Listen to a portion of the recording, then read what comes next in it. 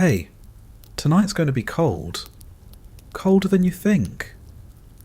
Not the kind of cold you fix with an extra blanket or a hot water bottle. This is the kind that chews through your boots, climbs up your spine, and takes little bites out of your sanity until you stop noticing. We're not doing castles or plagues this time. No chamber pots or feudal taxes. This one's more recent. You're still in history, but barely. You could have had a grandfather in this story. Or maybe you wouldn't. Because maybe he didn't make it. We're going back to 1941. Late fall, the Eastern Front. You've just been handed a rifle, some boots that don't fit, and a coat that smells like someone else died in it. Your job is to march east. Moscow's on the map, somewhere far ahead. You won't get there, but you'll try, because not trying isn't allowed, and because the people giving you orders are hundreds of miles behind you, warm, well-fed, and surrounded by maps that make it look easy. So take a breath, if the air lets you. Maybe dim the lights. Let your room be the only warm thing about this experience. This isn't going to be fast or heroic. It's going to be slow, cold, exhausting, exactly like it was. Congratulations! You've just been assigned to the Eastern Front. That's not a promotion. It's not even bad luck. It's just what happened to people like you in 1941. You got a letter. Maybe it came to your family farm. Maybe someone barked your name at a train station. Maybe you volunteered back when the posters made it look like an adventure. But now you're here, standing in the middle of a frozen nowhere, shoulder to shoulder with 5 dozen other men who all stopped asking questions 3 weeks ago. You haven't slept properly in 4 days. Not because of enemy fire, though there's been some of that, but because sleep isn't really built into the schedule anymore. You close your eyes for 5 minutes, leaning against a tree stump, and as someone starts shouting again. Sometimes it's your sergeant. Sometimes it's a Russian machine gun. You're not sure which you prefer.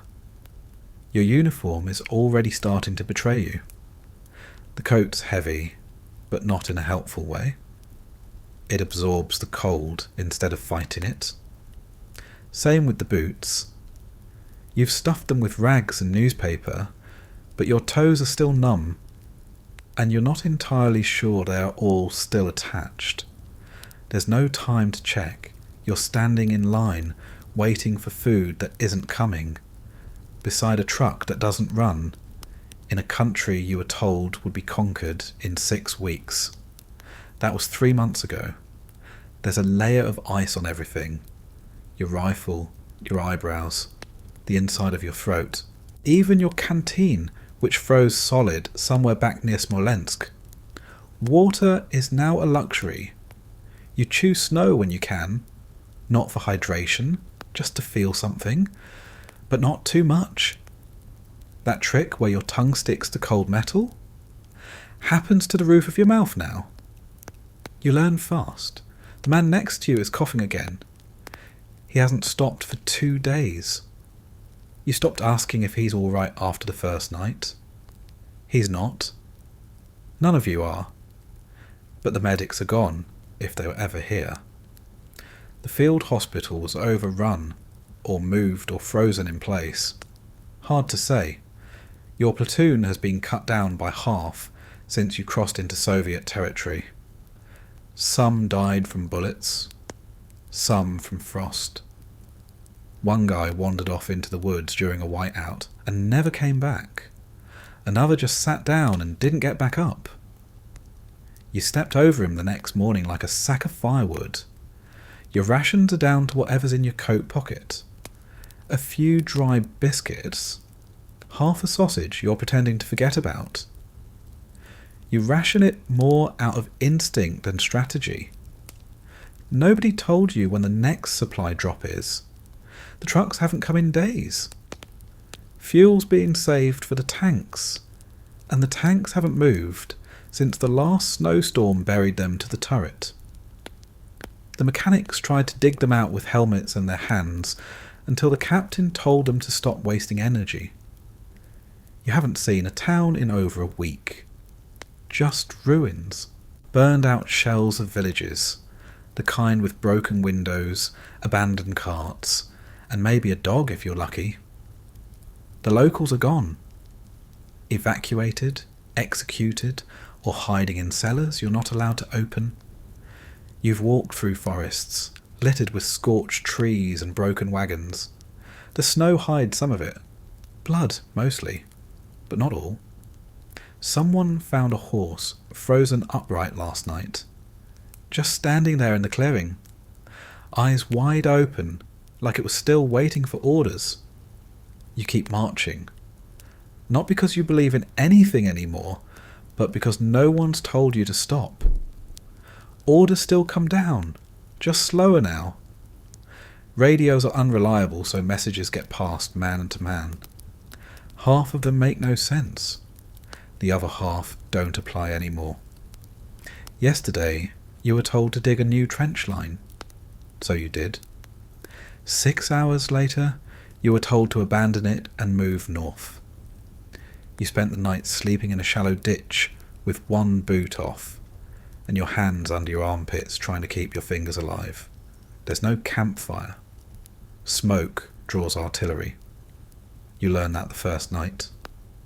So you eat cold food, if you have any, and you sleep cold, and you wake up colder. You dream of warm things, like a stove or soup, or the girl you left back in Stuttgart. Then you wake up with your cheek frozen to your rifle sling, and a layer of frost on your eyelashes. You blink until you can see again. The world's still white and grey and brown. The men around you are trying to stand up without making noise. You don't know why. There's no one to hear you. But it feels wrong to break the silence. There's a rumour going around that the offensive is stalled, that Moscow isn't happening, that maybe you'll dig in for the winter and try again in spring. No one says this officially. It just leaks out, the way bad news always does. Through whispers and looks, and the way the officers stop using the word advance. They say hold now, consolidate. They don't say retreat, but you can feel it at the edges. You're told to patrol a road that's not really a road anymore. It's just a line of packed snow with tyre ruts and the occasional burned out vehicle. You pass what's left of a supply convoy that froze in place last week. The drivers are still in their seats. No one had time to dig graves. You don't look directly at them. You just note their presence. A reminder. Someone asks you what day it is. You don't know. Nobody does. The calendar stopped being useful a long time ago. You only track time in other ways now. When was the last warm meal? How long since the last shelling? Who was the last guy to lose his fingers? You measure days in disasters. Another soldier in your unit gets frostbite on both feet. He can't walk anymore, so he's put on a sled with the ammo crates and pulled by the younger guys. He doesn't say much, just sits there, eyes closed, holding his helmet in his lap. You all know what's coming. If the foot turns black, they'll have to amputate. If it gets infected, well, that's that. He'll be left at the next field station, assuming you find one that's still standing. The air hurts to breathe now. It dries out your nose, cracks your lips, and makes your lungs ache. Talking is minimal. Jokes are rarer. Sometimes someone mutters something about home. Then it gets quiet again. You all have the same thought, but no one says it. The idea that home might not be there anymore. Or if it is, it might not feel like anything when you get back. If you get back. You spot a fox near the tree line. Small, red, tail curled up behind it. It watches you for a moment, then disappears. Probably hunting something. probably doing better than you are. Someone drops their rifle. It hits the frozen ground with a loud crack. Everyone flinches. Not because of the noise, but because we've seen what happens when rifles break out here. There's no replacement. There's no armoury nearby. You break your weapon, you might as well be holding a stick. He picks it up, checks it, nods. Still works. Lucky. This time. You stop at a checkpoint that's just a pile of logs and two men with scarves frozen to their faces. They ask for your unit. You tell them. They wave you through without really checking. You get the sense they're too tired to care. Or maybe they already know it doesn't matter. No one's coming from behind to relieve them. You're it. You're always it. A truck passes by later, engine choking, bed full of corpses wrapped in tarps. No one asks where it's going. Everyone already knows. You stare at it for a second, then keep walking. Your feet crunch in the snow. The skies are dull grey, like wet cement. You're not sure what time it is. The sun never really comes out anymore. Just sort of lurks behind the clouds, refusing to commit. You pause to adjust your gear. Your backpack's too heavy. Always is. Half of what's in it is useless, but you can't leave it behind. Orders. You're supposed to be self-sufficient. That's what they called it in the briefing. Operate independently for extended periods. What they meant was, no help is coming, so make do. Or don't. Somewhere behind you, artillery thumps in the distance. Not close, not far. Just there. A background reminder that the war is still happening, even if today is mostly just cold and marching and not freezing to death faster than the guy next to you. One of the older soldiers pulls out a photo. His wife? Maybe. Or his daughter. He doesn't say, just looks at it for a second, then puts it away like it burns his fingers. The photo's probably warmer than anything else on him. Your unit keeps moving. East, always east. The land doesn't change much. Trees, snow, fields, more snow. You can't see where you're going. You never really could. Someone else is holding the map.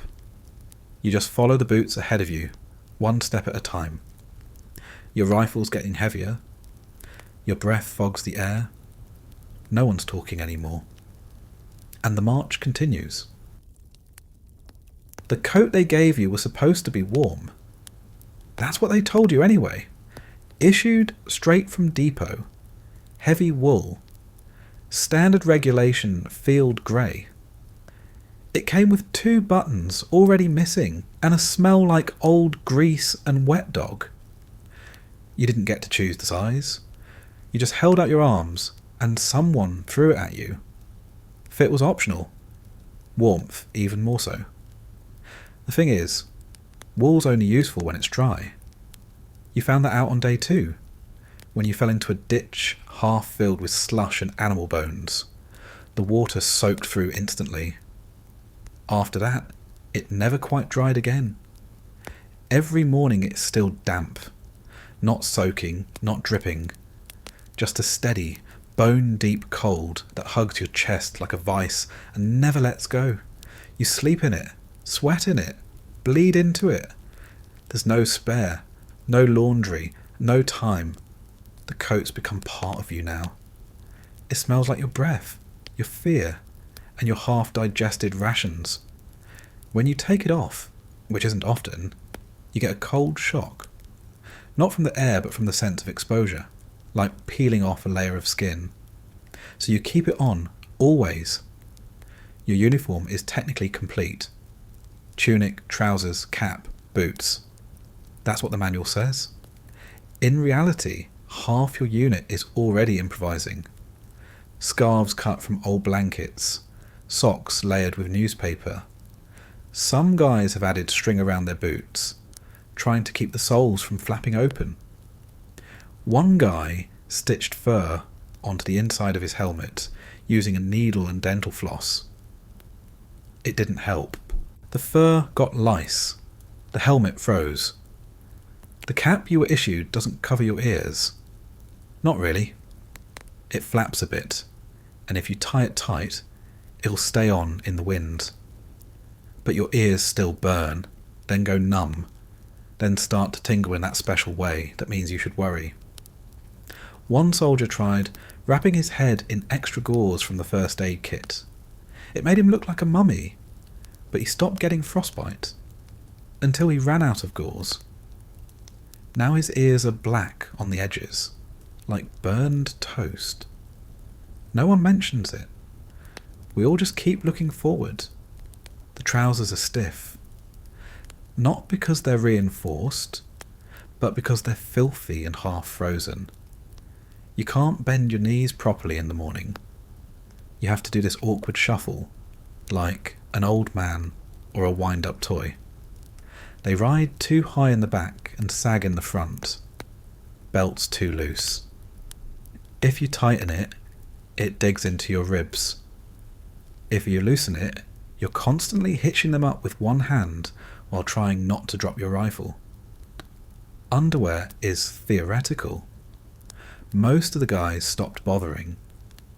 If you did get a pair, they've long since become a single flat ribbon of cold cotton around your waist. Washing them would be nice. So would washing anything. But water is frozen, soap is gone, and there's no time for modesty. You relieve yourself behind a tree, pants down to your thighs, steam rising around you like you're some half-dead kettle, and then you yank everything back up before your skin sticks to the fabric again. The boots are the worst. Leather, cracked. Laces, frayed.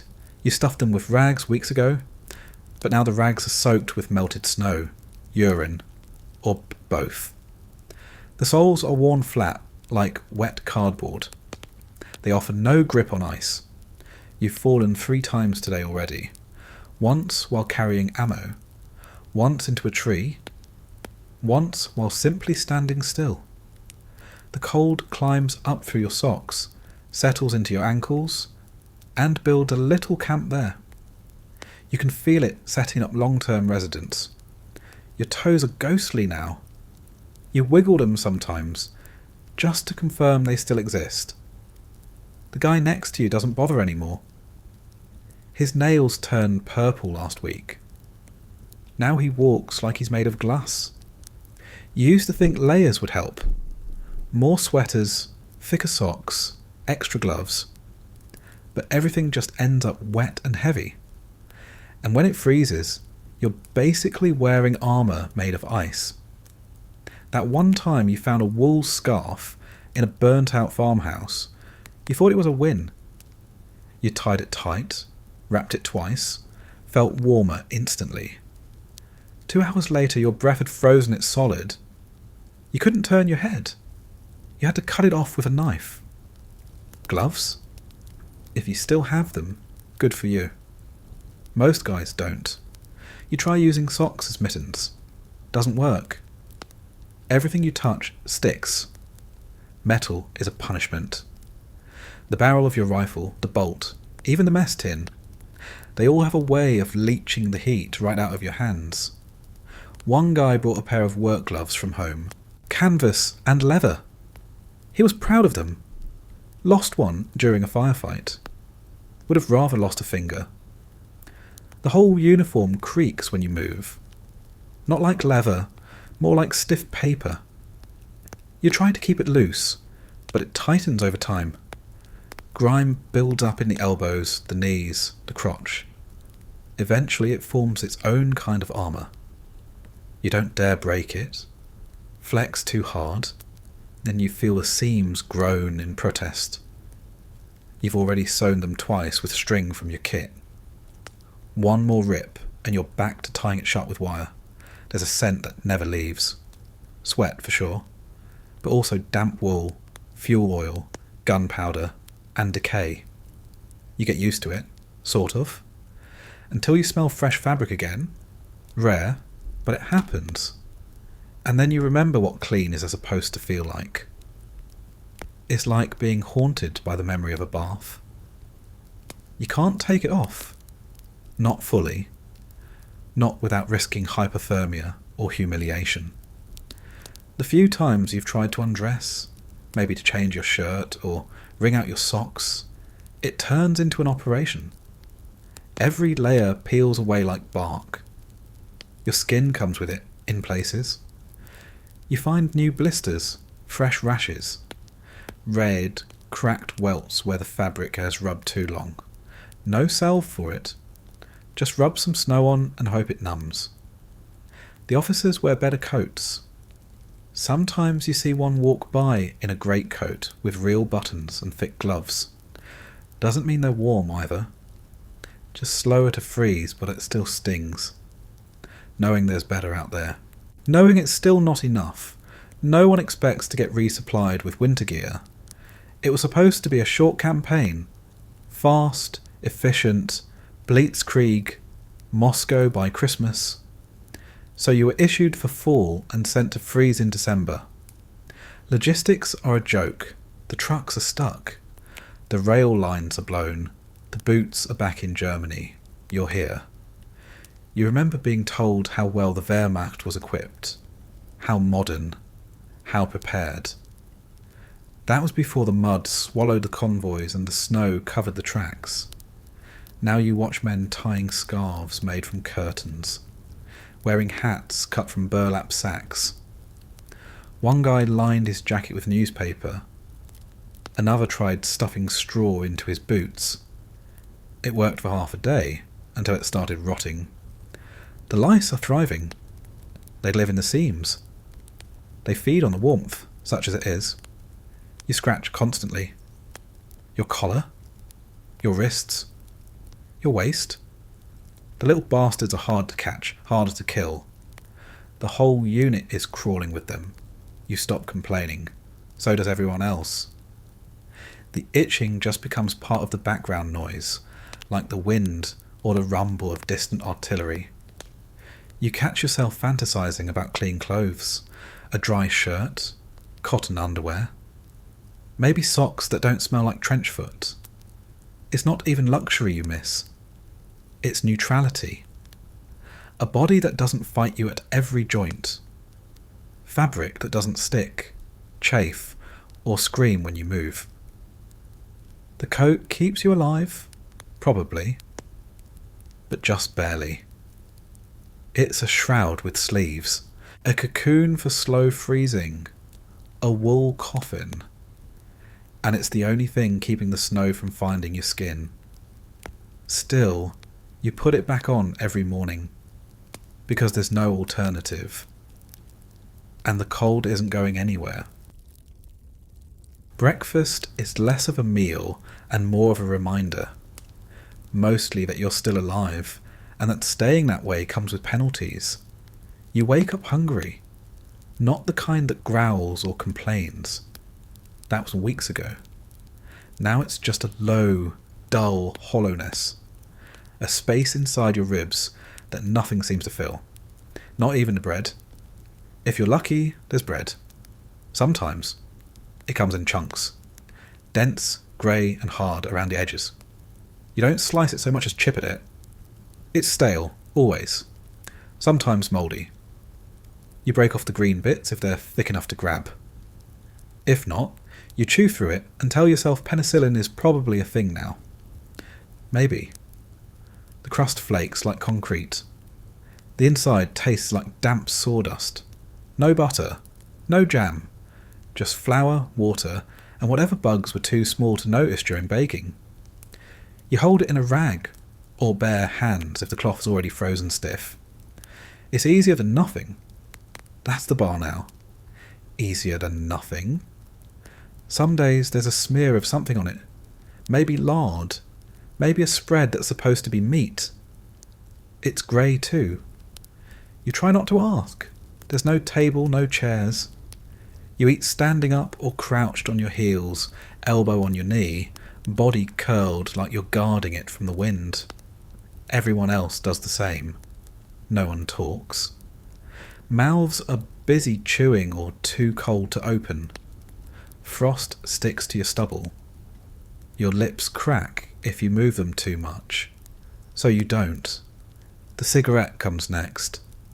You never smoked before the war. Now it's a ritual. A cigarette isn't just a break. It's the only thing that feels like control. Something you light, something you hold, something that burns on your terms. The tobacco's dry, harsh. It scratches your throat on the way in and leaves a film behind, like smoke and iron. But it's warm for a second. That's all you care about. You shield it from the wind with your cupped hands. The match flares, then dies. You try again. Finally, it catches. The tip glows. It's the most colour you've seen all morning, maybe all week. You drag slowly. Let the heat sting your lungs. You feel it in your fingers too. They stop shaking briefly. That's good enough. Some guys roll their own. Others trade for them. A can of meat for 3 cigarettes. A clean sock for 5. Currency has changed. Nobody cares about money. Warmth, nicotine, something edible. Those are the only things with value. Even then, not much. Sometimes breakfast includes coffee. Sort of. It's made from roasted barley or ground acorns. Bitter, black, and faintly sour. Tastes like something strained through a boot. But it's hot. You hold the cup until your fingertips burn. Then you keep holding it. You don't even drink it at first. Just let the heat soak in. Like putting your hands near a memory. If there's no coffee, you chew the bread slower. Try to make it last. Doesn't work. You're still hungry after. Always are. The stomach growl is gone, replaced by a quiet ache. Like your insides gave up complaining and started sulking instead. Rations come in tins when they come at all. Labels peeled off. You can guess what's inside by the weight. Some are meat, others are beans, a few are just fat. You eat them anyway. Cold. Straight from the can. Some guys warm them over a small fire if they think it's safe.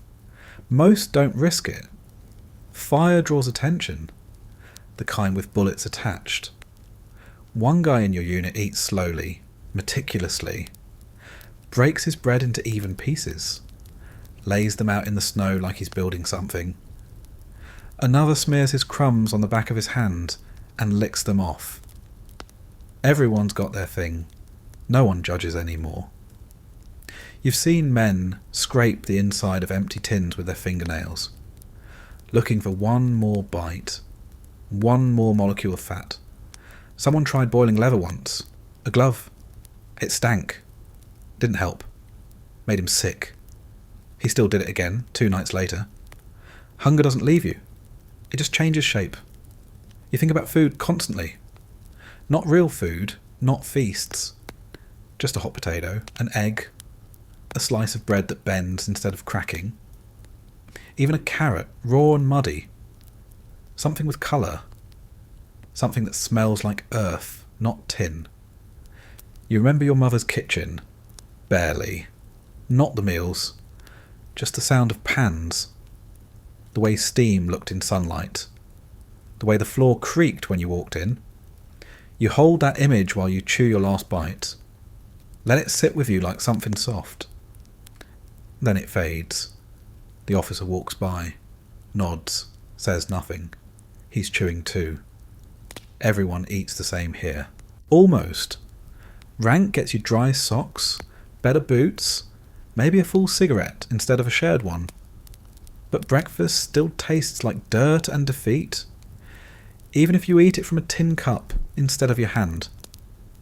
You finish. Wipe your fingers on your coat. There's no napkin, no soap, just snow, and you're not wasting it on cleanliness. You shake out your mess kit, knock it against your boot. Something rattles loose. Maybe a rock, maybe something you don't want to identify. You stand up, breakfast over. Wasn't really a break, just a pause between hours. Now it's back to walking, digging, standing, waiting. Maybe a patrol, Maybe guard duty. Maybe nothing at all. But the day's not done, and neither are you. Your mouth still tastes like metal. Your stomach still feels like paper. The cigarette's gone. You flick the butt into the snow. It sizzles, dies, and disappears. The others are already moving, so you follow. You walk because that's what you were told to do. No one said how far. No one asked how long. The orders came down with a few gestures, a map that didn't match the landscape, and a general sense of head east. So you march. Every day. Through snow, over ice, across fields that never end, and roads that stopped being roads weeks ago. Some of them are just frozen lines between trees. Some are clogged with wrecks. Some are marked by the blackened husks of villages you don't stop in anymore. The march isn't fast. It's not even steady. It's more of a lurch, a collective shuffle through a terrain that's actively trying to kill you. The snow's deep in some spots, shallow in others. Ice lies underneath like a trap. You fall. You hear others fall. No one helps. Not because they don't care, but because stopping means freezing. You don't get up fast enough. Your own legs betray you. Not just from the cold, but from the ache that's been building since week 1. Knees grinding, ankles stiff. One toe might be broken. You're not sure anymore. You can't feel it. There's no rhythm to the steps. Some guys limp. Others drag 1 foot behind. You hear coughs. Always the coughs. Sharp, wet, constant. Some from your unit, some from the men ahead, some from you. But the wind catches it and throws it back in your face. Sometimes it carries the smell of blood, or diesel, or something rotting. You breathe through your mouth, when you can. Your pack digs into your shoulders. The straps cut through your coat, your tunic, whatever padding you manage to stuff underneath. The weight never changes, but it always feels heavier. Like every mile adds a few more invisible bricks. You tried rearranging it once. Shifted your gear. Repacked your tins. Didn't matter. Still hurts. You adjust it every few kilometres anyway, like pretending helps. The cold is the real problem. Not just the freezing, not just the numbness, but the way it burrows. You don't notice when it starts. That's the trick. Your fingers stop stinging. That seems like a relief, until you realise they've just gone quiet. You try to flex them, but the joints don't respond. You tap them against your rifle stock. Hard. They throb once, weakly. Then nothing. You wrap them in your scarf. Doesn't help. You start breathing on them, over and over, until you feel dizzy from the effort. Still doesn't help. Your feet are worse. They feel like bags of ice strapped to the ends of your legs. You stopped feeling individual toes a long time ago. Now it's just one solid block of pressure and pain. Every step crunches. Not the snow. That's part of it, sure. But sometimes it's your own bones, or whatever's left inside your boot. You haven't taken them off in 4 days. You're afraid of what you'll see if you do. Or what you won't see. The snow falls sideways. Always sideways. The wind cuts across the road like it's trying to push you backward. It makes your eyes water. Then it freezes the tears to your skin. You blink slowly, try to keep them clear. Doesn't work. You can't see the guy 5 paces ahead of you anymore. Just a shape. Maybe him, maybe not. You follow anyway. Sometimes you stop. Briefly. Long enough to piss, maybe. If you can manage it. The cold makes everything difficult. Buttons, belts, standing still. Your hands tremble while you fumble with your fly. Steam rises. You move quick. If you get too comfortable, if your legs start to lock, it's over. No one waits. You see things out here. Not visions. Just fragments. Trees bend at strange angles. A house that's half sunk into the ground. A wagon wheel poking out of a snowbank like it's trying to crawl free. Sometimes a corpse. Frozen solid. Knees pulled to the chest. Hand still clutching something. Rifle, canteen, nothing.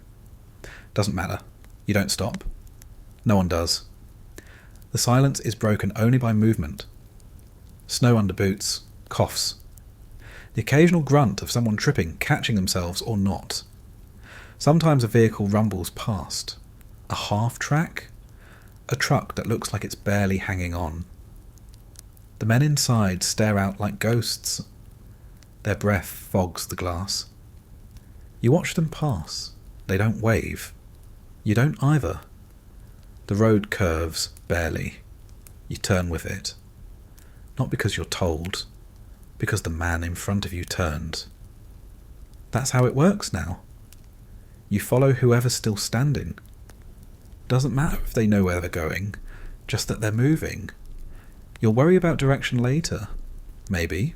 Somewhere in the distance. Gunfire. Just a few pops. Distant. Doesn't concern you. You're not engaging. Not today. Maybe tomorrow. Maybe never again. The front isn't a line anymore. It's a blur. A zone. You're in it, or near it, or heading deeper into it. You don't check the map. You wouldn't know what it meant if you did. You try to keep your mind off the cold. Doesn't work. You try to remember songs. Lines from home. The taste of something hot. It all fades. The memories are soft now, half erased. You remember faces more than voices. The curve of your mother's handwriting. The smell of warm soap. Then it's gone. The guy behind you wheezes every few steps. Deep, rattling. He pulls his scarf up higher. You glance back. His eyes are red, watery. He nods. You nod. That's the conversation. You pass another group. Same uniforms. Different faces. They're marching slower. One man limping hard, supported by the guy next to him. You all make space. No one says anything.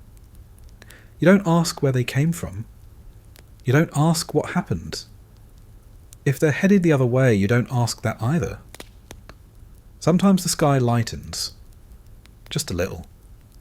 Like the sun's trying to make an effort. It doesn't succeed. Just a pale glow through thick clouds. You can't tell if it's morning or afternoon. Doesn't matter. You march until someone tells you to stop. Then you stand there, stamping your feet, pretending it helps. You try not to sit down. That's the rule. Once you sit, your legs stiffen. Your boots freeze tighter. Your body goes still in all the wrong ways. You saw a man fall asleep sitting on his pack once. That was the last time anyone saw him alive. They found him the next morning frozen upright, like a statue. He looked peaceful. That was the worst part. Sometimes you think about stopping, just stepping off the road, into the trees, laying down, letting the snow take you. It wouldn't even hurt, you think. Just a long nap, a slow fade. But then your leg buckles and you catch yourself and the moment passes. You keep walking. You feel like a ghost. You look like one too. Pale, hollow-eyed, barely aware. You walk past craters, trenches, spent shells. The landscape is one long scar. The only thing that changes is how deep it cuts. You hear someone singing. Quiet. Just a few lines. Voice raspy. Not even a full melody. Then it stops. Maybe he forgot the words. Maybe he just got tired. No one else picks it up. You march on. There was a rumour that the Russians would run. That if you pushed hard enough, marched fast enough, showed enough force, they'd collapse. That was the talk, back in the summer. Before the trees turned black. Before the frost sank into the soil. Back when everyone thought this campaign would be over in a month. That rumour died somewhere near Vyazma. Maybe earlier. Maybe when the first wave of counterattacks came out of the forest like a trapdoor opening under your boots. The part they never put in the orders was this: the Soviet Union doesn't care how tired you are, doesn't care how far you marched or how many kilometers your unit advanced. It's not impressed. It doesn't blink. It just wants you dead. Not metaphorically, not strategically, just dead. Cold, buried, or not. Doesn't matter. And it's very good at getting what it wants. The Red Army isn't what you were told it would be. Not a disorganised rabble. Not a retreating mob. What you meet out here is something else. Sometimes it's a sniper shot from a building that looked empty. Sometimes it's a mortar round in the middle of your breakfast. Sometimes it's a soldier younger than you, moving through trees like he grew there, bayonet already fixed. You don't see the Soviets in neat formation. You see them when it's too late, from behind a blown-out barn, in the ditch next to the one you just passed. Sometimes crawling under wire at night. Sometimes pretending to be dead until you get close. Then it's fast, loud, over. You stop trusting the landscape. That patch of snow might be covering a mine. That pile of debris might have someone under it. That woman in the street might be holding a rifle. Everything is potential danger. Every shadow could be real. Some of the bodies you pass are booby-trapped. You learn that the hard way. One of the younger guys reached for a canteen. It went off. What was left of his hand looked like shredded cloth. He didn't scream. He just sat down and stared at it like he was waiting for someone to tell him it wasn't real. The Soviets don't announce themselves. Not until they're firing. They let you get comfortable. Let you think the area's clear. Then they hit hard. Mortars, machine guns, grenades thrown from windows that you swore were empty 5 minutes ago. They don't charge unless they know they'll win. And when they do, they don't stop. The men you're fighting are freezing just like you, starving just like you, but they fight like they were promised something on the other side. You were told you'd be home by now. They were told they'd die here. You come across positions they abandoned, but not cleanly. They leave behind broken rifles, spent cartridges, trenches filled with dirty blankets. Sometimes a corpse, sometimes just a pile of empty boots. It's hard to tell if they left in a hurry or just left bait. You don't trust what you see. You poke it with a bayonet before you get close. You find one of their outposts after a firefight. Took hours, cost lives. When it's over, you clear the building. 3 rooms, half burned. On the wall they left a message in charcoal. You can't read Russian, but you don't need to. You know what it says. Something between defiance and a promise. This is what they do, leave reminders. Not just that they were there, but that they're coming back. You capture a prisoner, young, shaking, bloody nose, no gloves. You think maybe he'll talk. He doesn't. Just stares at you. You don't know if it's hatred or indifference. You can't tell the difference anymore. Then he spits, and you know. He wasn't scared, just cold. They fight in blizzards. They fight in swamps. They fight at night with knives if they have to. You think you've seen desperation? They live in it, sleep in it, use it. You see one soldier running toward your position without a helmet, without a coat, just yelling something over the gunfire. You shoot him twice. He doesn't stop. The 3rd shot puts him down. He still twitches. You stop watching. The artillery is worse. It's not accurate. It doesn't have to be. They just blanket the area until something gives. You hide in shell holes that smell like wet metal and old blood. You dig in deeper, hoping the next round hits somewhere else. It rarely does. A tree explodes 10 meters away. The bark rips through the air like shrapnel. Someone goes down. You don't check who. Sometimes the planes come. Black shapes against grey sky. They drop more fear than bombs.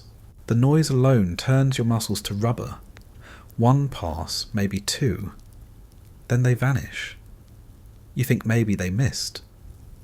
Then the trees behind you catch fire. You realise the Soviets don't care about losses the way you were taught. They don't pull back when you think they should. They don't slow down when they should be tired. They just keep coming. In waves, in pieces.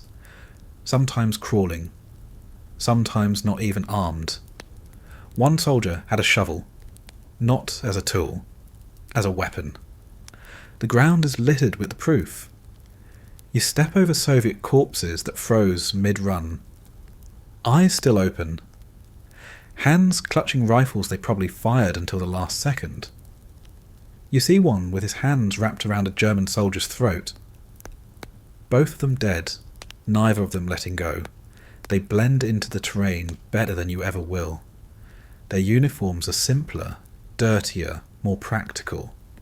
They don't march, they slink, they slide, they rise out of holes in the snow like it's nothing. 1 minute you're alone, the next minute you're bleeding and don't know from where. They use the night like it's a tool. They move when you stop watching. They strike when you're halfway asleep. They don't fight for medals. They fight because you're here. And as far as they're concerned, that's the only reason they need. The officers tell you to dig in deeper. Reinforce the line. Watch for infiltrators. Like the Soviets are ghosts that might walk into your trench if you blink too long, so you blink less. You sleep in pieces. You rest with your rifle between your knees and your boots still on. You watch the trees, the snow, the windows in broken houses. You wait for the next attack. You know it's coming. It always is. Because the Soviet Union doesn't want to push you back, doesn't want to negotiate, doesn't want your surrender. It just wants you dead. And that's not changing anytime soon. It was snowing. Then it wasn't. Then it rained. Then it froze. Then it rained again. The ground never dries. It just changes states. Frozen, slush, liquid, mud, repeat. If you're lucky, it's just water. Most of the time it's a mix. Bits of fuel, oil, old blood, horse droppings, human waste, and something that smells chemical, but you don't have the energy to identify. Everything sinks. Trucks, men, horses, especially the horses.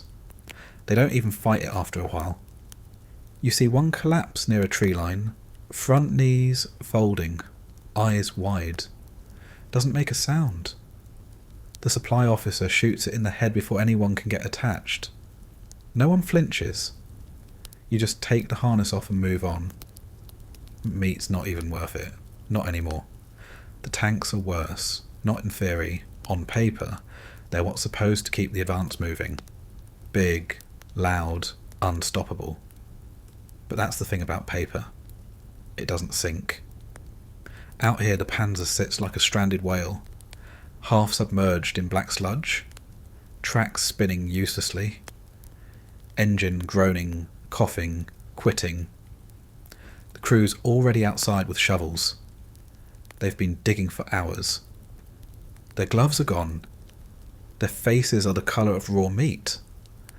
One of them is arguing with the driver. You don't listen. You've heard it before. The mud is everywhere. On your boots, up your legs, in your rifle's action. You try to clean it, but your rags are already soaked, and the water's too cold to bother. You spit in the chamber. Wipe it again. It still grinds. You shrug and slap the bolt shut. If it jams later, you'll deal with it. Or you won't. Marching turns into dragging. You lift your boot and feel it pull back. Like the earth wants to keep you. You lean forward, shift your weight, yank harder. Every step becomes a negotiation. A slow-motion argument with gravity. Sometimes you win. Sometimes you fall. If you're lucky, someone helps you up. Usually they don't. Your socks are soaked. So are the rags inside your boots. You stopped wringing them out because it's pointless. You'll just be ankle deep again in 10 minutes. Your feet have gone from sore to numb to spongy. The skin's peeling, white in some places, red in others. A medic once called it trench foot. That was before he stopped showing up. You bandage it yourself now when you remember to. When you don't, the smell reminds you. The wheels on the supply cart crack under the weight. They weren't made for this. Nothing was. The wood swells, the axles bend, the ropes snap. You carry more on your back now. Ammo, tins, blankets. Someone hands you a crate. You don't ask what's in it, doesn't matter. You just strap it to your pack and move forward, one slosh at a time. Rain collects in your helmet if you're not careful. Soaks your hair, drips down your neck. You feel it sliding along your spine like a cold finger. You tip your head forward and let it run out. Doesn't help much. The coat underneath is already drenched. Your gloves have holes. You patch them with twine and canvas. Still, the water gets in. The skin on your hand is cracked and swollen. Dirt lives under your nails now. You stop trying to clean them. There's nothing clean out here. The worst mud is the kind you don't see until it's too late. Just a patch that looks like every other. You step on it and your leg vanishes to the knee. You lurch, grab a tree branch, pull yourself out. Your boot stays behind. You curse. You reach down and dig it out with your bare hand. By the time you get it back on, your fingers are too stiff to retie the laces. You tuck them in and keep walking. The heel flaps with every step. There's a supply truck tilted at an angle in the ditch. Engine's dead. Driver too. The tarp covering the cargo is half torn, flapping in the wind. Inside are boxes of food, or bullets, or boots. Doesn't matter. You're not allowed to stop for it. Orders say to push ahead. Recovery teams will handle it. There are no recovery teams. You pass a field full of broken wagons, rusted wheels, snapped axles, canvas covers shredded by wind and gunfire. Looks like a museum display. A graveyard of logistics. Nothing's marked. Nothing's guarded. If you need something, you grab it. Most of it's useless. What isn't, someone's already taken. A radio operator is sitting under a piece of canvas stretched between two sticks. The unit's power supply shorted out after being dropped in a puddle. He's trying to dry it with a cigarette lighter. You don't ask how that's going. He doesn't look up. Your canteen is full of rainwater. You know you shouldn't drink it. You do anyway. You try to ignore the taste. Metallic. Sour. A little oily. Might just be from your coat. Might be from something else. Doesn't matter. It's wet. It goes down. You wipe your mouth and spit once. Out of a habit. Your boots weigh more every hour. You take them off at night and pour out what looks like soup. Mud, blood, and maybe a piece of your own foot. You don't know anymore. You wrap your socks around your canteen and hope they dry by morning. They won't. One of the trucks behind you is stuck. Rear axle buried. A few guys are trying to dig it out. Someone slips, lands face first in the sludge.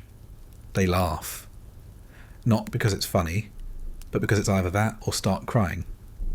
You don't laugh. You just keep walking. The road is gone now.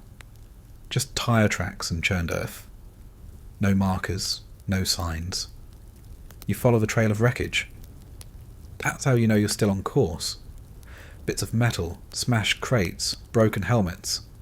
Sometimes bodies. Half buried, boots sticking out.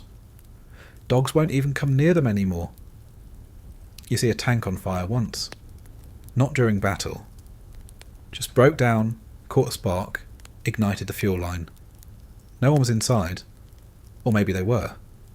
Doesn't matter. The heat made the snow melt in a perfect circle around it. Looks like the ground tried to fight back. Lost. You wrap your scarf tighter. Doesn't do much. Your collar is already soaked. Your rifle strap digs into your shoulder. You switch sides, then switch back. The other shoulder's worse. Your squad leader keeps checking his watch. Not for the time, just to make sure it's still ticking. It's the only thing still working out here. The only thing more consistent than the mud is the failure of parts, of engines, of plans. You start to understand why everything breaks. Nothing was designed for this. Not the gear. Not the men. Especially not the men. You step in something again. Doesn't matter what. Just more brown, wet, unforgiving earth. You lift your boot, something tugs back. You yank harder, it releases. You almost fall, again. Someone behind you mutters something about the rain. You don't respond. There's nothing left to say about it. It falls, it pools, it freezes, it melts. Then it does it all again. The horizon is just more of the same. So you keep walking because there's nothing else to do. It starts with a stomach cramp. Nothing dramatic, just a twist deep in your gut. You assume it's the bread, or the water, or the canned meat that looked wrong but smelled tolerable. You double over for a second, press your palm into your coat, and hope it passes. It doesn't. By nightfall, you're sweating under your collar. Not because you're warm, no one is warm, but because your body has stopped caring about temperature. Your back feels cold, but your chest is burning. You sit down on your pack and curl forward, hoping the pain will go away if you fold in half. It doesn't. Then the shivering starts. Violent, fast, and out of nowhere. You try to control it, but your teeth knock together and your hands tremble like you're holding a live wire. Someone glances at you, doesn't say anything. Just one more shaking figure in the line. They've seen it before. When it hits full force, you're already behind a tree. Pants around your knees, bracing yourself against the trunk, praying your legs hold. It comes out like water. Hot, fast, unstoppable. You wince and hope it's over. It's not. Your body empties itself in waves. You lose track of how many. You don't remember standing back up. You just know you're walking again. Bent slightly, face pale, stomach hollowed out like a burned shell. The cold is back. Worse now. Everything's damp. And not just your clothes. Your skin feels wrong. It stings and itches at the same time. You tighten your coat, but it doesn't help. Someone mutters the word dysentery. You heard it before? Back in training maybe. A footnote in the briefing. Something that happened in other wars. In places with swamps and bad water. Then again, you've been drinking from ditches and melted snow for weeks. No filters, no boiling, just hope. It's not just you. 3 others are already sick. One can't stand anymore. He's curled up in a ditch with his face pressed to the earth, breathing shallow, pant soaked. Another guy keeps vomiting between marches. He throws up behind a tree, wipes his mouth with a rag, and keeps walking. His lips are cracked, and his eyes are yellow. No one's asking for help. There's no help to ask for. The medics are out of everything. Powdered antibiotics, gone. Bandages, gone. Clean water? A joke? You get told to rest, if possible, and try to keep warm. If not, well, the lieutenant just shrugs. Everyone knows what comes next. The nights are worse. You lie there in your soaked blanket, muscles twitching, stomach in revolt. You hear groaning, whimpering, sometimes coughing so hard You think someone's lungs might come out. One guy moaned for 2 hours, then stopped. In the morning he wasn't moving. You didn't check if he was breathing. There's no privacy. Everyone's sick, or close to it. The woods are a minefield of human waste. Piles everywhere. Some covered with snow. Some not. The smell drifts on the wind, mixes with the rot and smoke and diesel. It settles into your clothes, into your mouth, into your memory. You try to stay clean. Once. You melt a bit of snow in a tin cup, splashed on your face. It freezes on your cheeks before you can wipe it off. You try to rinse your hands. The water runs over your fingers, goes milky, and pools in the snow. You smell your palms, worse than before. You stop trying. Your fingers have small cuts now. Cracks from the cold. Some are red around the edges. A couple are leaking pus. You wrap them in scraps of cloth, torn from the lining of your coat. It helps for a while. Then the cloth gets wet. You unwrap them. They look worse. You put the cloth back on anyway. The lice are winning. You scratch constantly. Under your arms. Along your thighs. In your collar, where the wool rubs hardest. You caught one between your fingers once. Pressed it flat. Wiped your hand on your pant leg. Felt like a victory. Then you found 3 more the next morning. Someone says it's typhus season. You didn't know typhus had a season. You think maybe that was a joke. You're too tired to tell. The sick keep marching. No one's getting carried. There aren't enough hands. If you collapse, someone might drag you. Or they won't. Depends who's around. You saw a man fall once. Roll to the side of the trail. Nobody stopped. You didn't either. He wasn't dead yet. But you knew he would be soon. The snow was already covering him by the time the last boots passed. The coughs are deep now. Not just from colds, but from the inside. From places that don't heal. One guy coughs blood into his sleeve, looks at it, wipes it on his coat, keeps walking. Nobody says anything. You pass through a village, or what's left of one. No people. Just one shack still standing. Inside a fireplace, cold, a table, broken, a bucket of rainwater with a film on top. You look at it, you drink it anyway. The ground is slick with something. You try not to look. Someone slips, doesn't get up right away. You help him because it's your turn. Next time it'll be you. You dream of latrines, actual ones, with seats and walls and running water. You miss the sound of a toilet flushing, the smell of soap.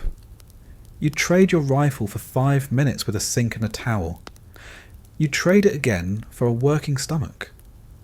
The officer tells everyone to tighten formation, like proximity stops disease, like the men aren't already leaking fluids from every orifice. You move closer. You feel the warmth of bodies, and the stink, and the fear. No one talks about recovery. No one says, get well. You either walk it off or you don't. And if you don't, someone else gets your boots. You walk another day, and another. The cramps ease up. But only because your body's empty now. You eat dry biscuits, swallow chunks without chewing. You don't want to know what your stomach will do with it. At some point, you realise the worst part isn't the pain. It's how normal it's all starting to feel. The fevers, the rashes, the shaking. It's just part of the routine now, like fixing your strap, or warming your hands on a cup of barley coffee. You wipe your mouth on your sleeve. It leaves a stain. You look at it, shrug, and keep moving. Because that's all anyone does. You stopped counting the hours a while ago.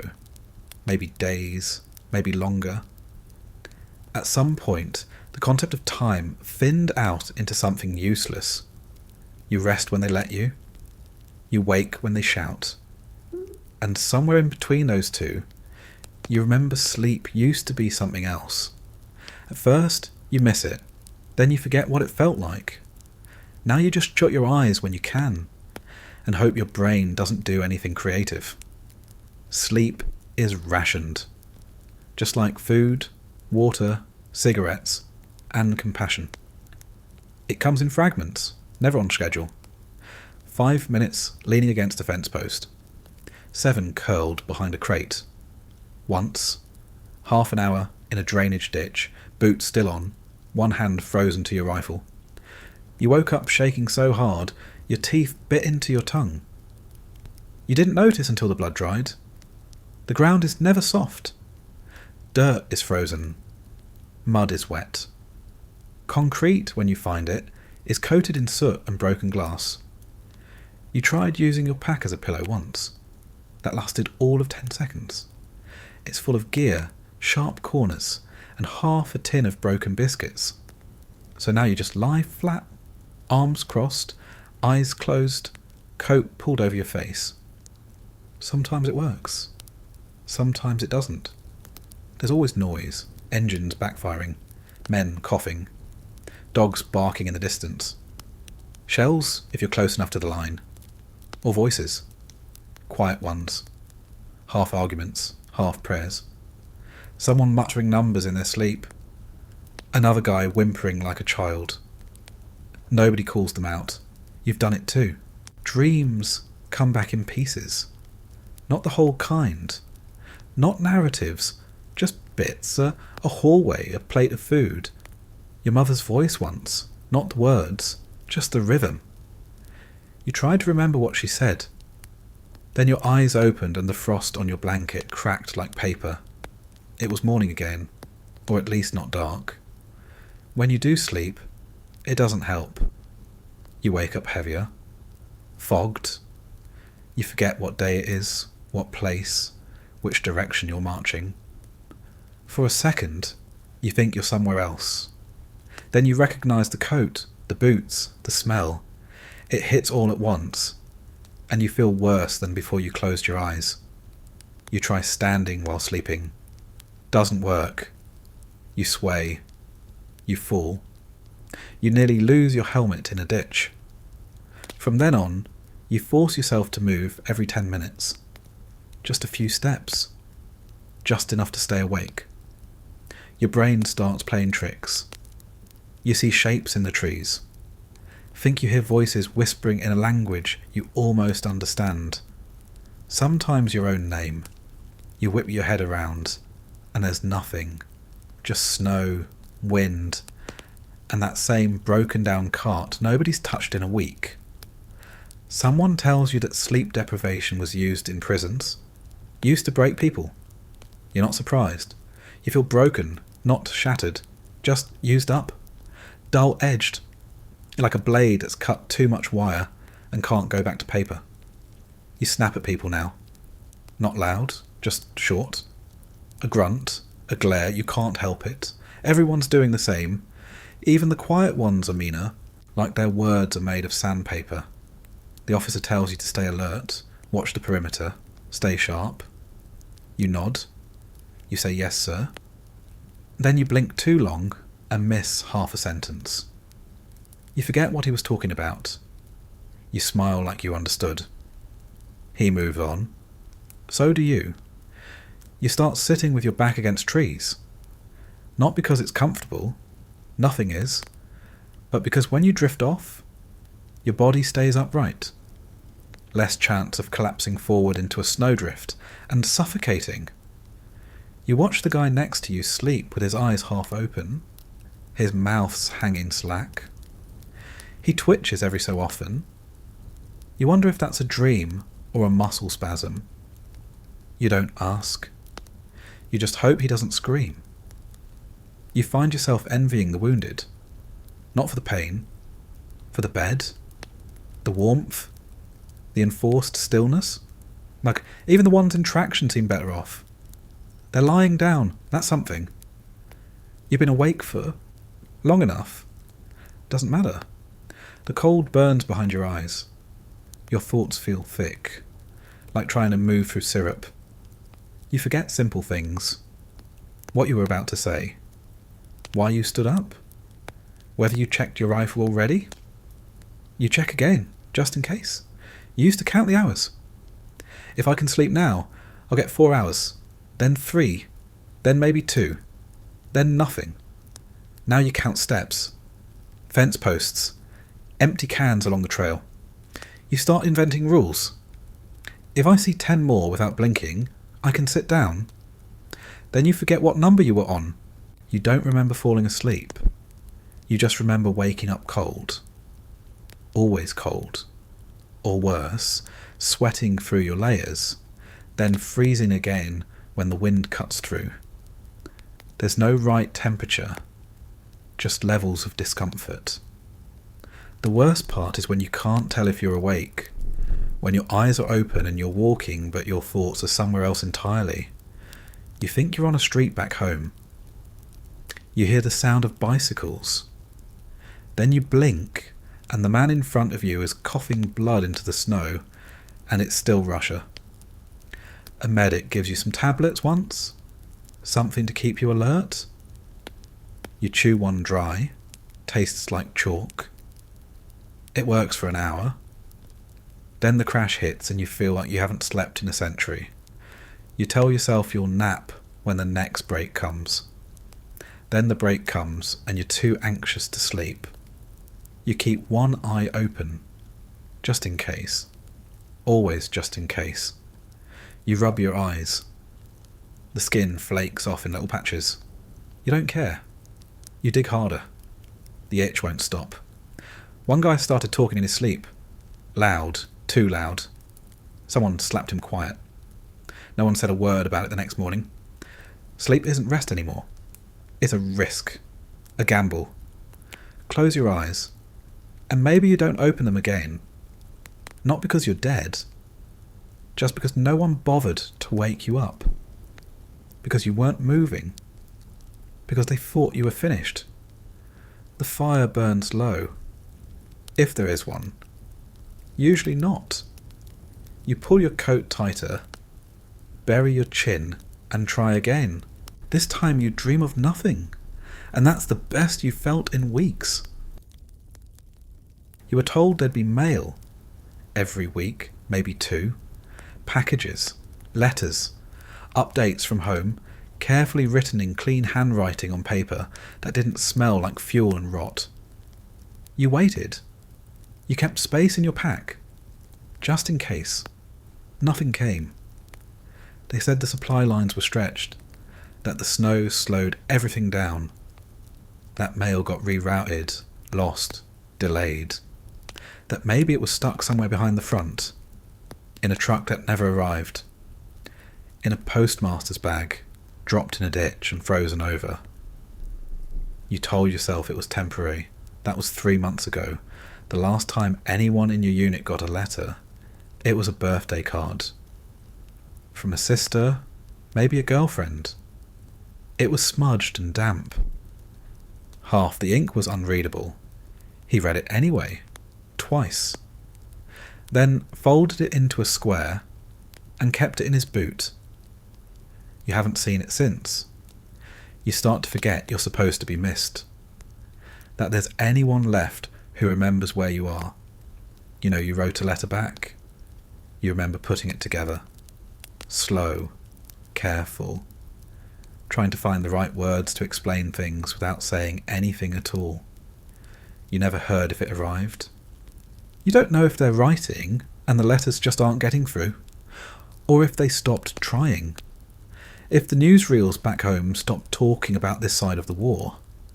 If the maps on the kitchen walls still have pins in them, or if someone quietly pulled them out and said nothing. Some guys keep writing anyway. Every Sunday, or what they decide is Sunday, they sit on crates or squat in the snow, pencil gripped tight between frozen fingers, scribbling out the same reassurances. Doing fine. Keeping warm. Food's all right. All of it lies. No one writes the truth. Some burn their letters when they're done. No stamp, no envelope. Just fire. Better than sending them off to vanish. Safer than letting someone else find them.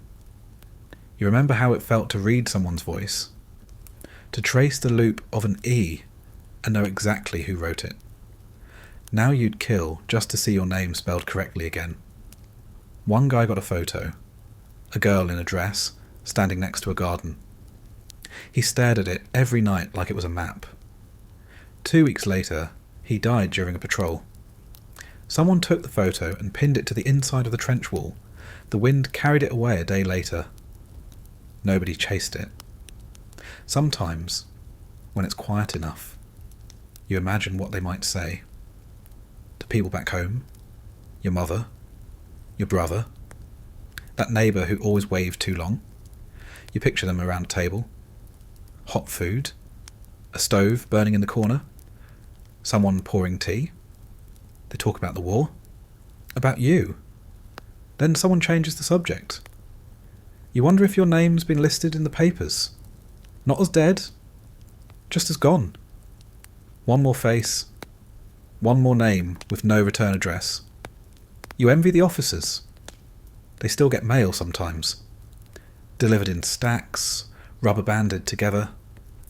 The lieutenant reads his in the corner of the bunker, glasses fogging, then folds them carefully and puts them back in his breast pocket like they're tools. You asked him once if they ever talk about the war.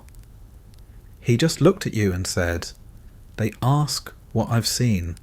I never answer." Some soldiers write to people who are already dead. You find out only when someone else tells you. That guy? He's been sending letters to his brother for 3 months. His brother got killed in France. No one calls it crazy. You write one more letter. You don't date it. You don't even sign it properly. Just me. You fold it. Slide it into the side pocket of your pack. Maybe it will get found. Maybe not. Doesn't matter. The snow keeps falling. You stop expecting news. You start assuming the silence means everything. They told you the Soviets would break. That once you pushed past their first defences, they'd collapse like a bad roof. That their soldiers were undertrained, underfed, and too scared to hold the line. That once they started falling back, they'd keep going until there was no one left. That stopped being true weeks ago. You learned it the hard way. Outside a village with no name, near a river you can't pronounce, your unit advanced through a field of charred trees. No sign of movement, no trenches. Just a few ruined houses and a barn leaning sideways. You were told it was clear. You stepped into the open. Then the machine guns started. The bullets came from behind what used to be a schoolhouse. You never even saw them dig in. They waited, silent, still, until half of your company was exposed. You dove behind a broken cart, head ringing, ears full of snow. Someone next to you screamed, then stopped. You didn't check who it was. That was the first time you realised something had changed. The Red Army doesn't fall back like you do. When they retreat, it's not surrender. It's bait. They pull you forward, one field at a time. Let you think you've gained ground. Let you celebrate a building, a hill, a trench line. Then they hit you harder than before. With fresh men. With more guns. With artillery that sounds like the sky is coming apart at the seams. Sometimes they fall back a few 100 metres. Sometimes a few steps. Long enough to make you think it's over. Then a grenade comes in through the window, or a sniper hits the guy next to you from a tree that looked empty 2 hours ago. They don't waste bullets. They don't yell. They don't give away their positions. You only know they're there when you start bleeding. They have tricks. They know the terrain. They mine the roads you think are safe. They dig pits under snow and wait for you to step into them. They set up decoys, helmets on sticks, fires in empty foxholes. So you shoot shadows while the real threat moves around behind you. They use the cold better than you. They don't seem to care about frostbite. They don't flinch when the wind howls. You saw a Soviet soldier fire a rifle with fingers wrapped in bloody rags, shaking from the cold but still aiming true. He dropped 2 of your men before he went down. You didn't feel proud when you shot him, just tired. They fight in teams. You kill one, another fills the gap. You silence a machine gun, a second opens up from the left. You take a trench, and 2 more behind it are waiting. You clear a house, and 5 minutes later, it's filled again, like they were part of the walls. You start to recognise the rhythm. A burst of fire, silence, then another, from somewhere new. They probe, test, withdraw, not because they're losing, because they're setting up the next shot. You were taught to advance, to move quickly, to keep pushing. They were taught to endure, to bleed and come back again.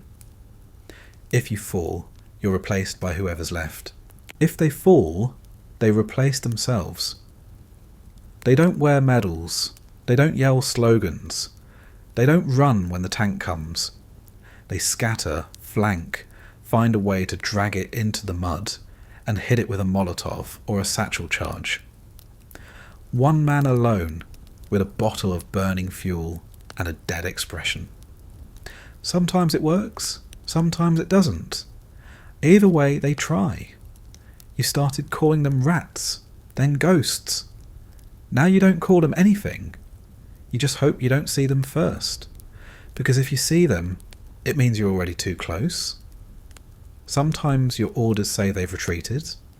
You know better. They've moved. That's not the same thing. They'll be back. Same position, same rifles, different faces. You never see the same one twice. Not because they die, because they're always replaced. You shelled a forest for 2 hours, burned the trees down to stumps, sent scouts in, thought it was clear. Then came the flares, and the fire, and the long, low whistle of incoming shells from somewhere you never found. You realised that night that your victory wasn't real. The Red Army doesn't measure success by distance. They don't care how many metres they lose, just how many of you they take with them. You stopped celebrating gains, because every time you move forward, you lose men. Sometimes a few, sometimes too many. You write down the names, fold them into the casualty report, hand it to the lieutenant. He folds it again and doesn't read it. When the Soviets fall back, they leave nothing behind. No ammo, no rations, not even bodies. They take their dead when they can. When they can't, they burn them. You come across ash piles where you expected corpses. That does something to you. You wonder what they'd do with your body if you died here. Probably leave it in the snow. Like the others. You respect them now. Quietly. You don't say it out loud. But you watch how they fight. And you understand. They're not afraid of you. They're not trying to win glory. They're trying to make sure you never get home. And they're good at it. You reload your rifle behind a burned out shed. You check your grenades. You watch the tree line and listen. You know they're out there, waiting, not to run, to fire. There's no real shelter anymore, not unless you count holes in the ground. You dig them yourself, if you're lucky. If you're not, someone else already dug one, bled in it, and left it for you. You crawl in anyway. Cold dirt doesn't care who it covers. Tents are rare now. They tear too easily. The wind eats them. The snow soaks through the seams. You tried sleeping under one once. Woke up with your shoulder frozen to the canvas and a thin layer of frost coating your lips. You coughed hard enough to taste blood. Sometimes they assign buildings. What's left of them? A farmhouse missing its front wall. A church with half the roof gone. A warehouse that used to be full of grain, but now houses rodents and the smell of burned men. You share it with 12 others, maybe more. Everyone breathing hard through wet cloth and cracked mouths. There's always a draft. Through the wall. Under the door. Between the beams overhead, where you can see the stars through holes in the ceiling. It's never quiet. Wind whistles, boards creak. Someone always coughing. Someone else muttering to himself, like he forgot how to stop. You build fires when you can. Small, smokeless. Anything bigger brings attention. You sit close, back curved, boots steaming. The warmth only lasts as long as the wood, and there's never enough wood. You don't ask where it came from, just that it burns. Someone once burned a chair with a family name carved in it. Nobody said a word. When there's no shelter at all, you sleep outside. Maybe behind a wall. Maybe under a truck. Maybe curled next to a log, or wrapped in your coat like a corpse already zipped up. You bury your face in your arms. Try to stay still. Try not to dream. The wind always finds a way in. Under your collar. Through the hole in your boot. Into your ears until your brain starts to feel like it's shrinking. You cover your head with your scarf. You press your knees to your chest. You clench your jaw to stop the shaking. Doesn't work. Never does. You hear people talk about morale. Back home maybe. In papers. On the radio.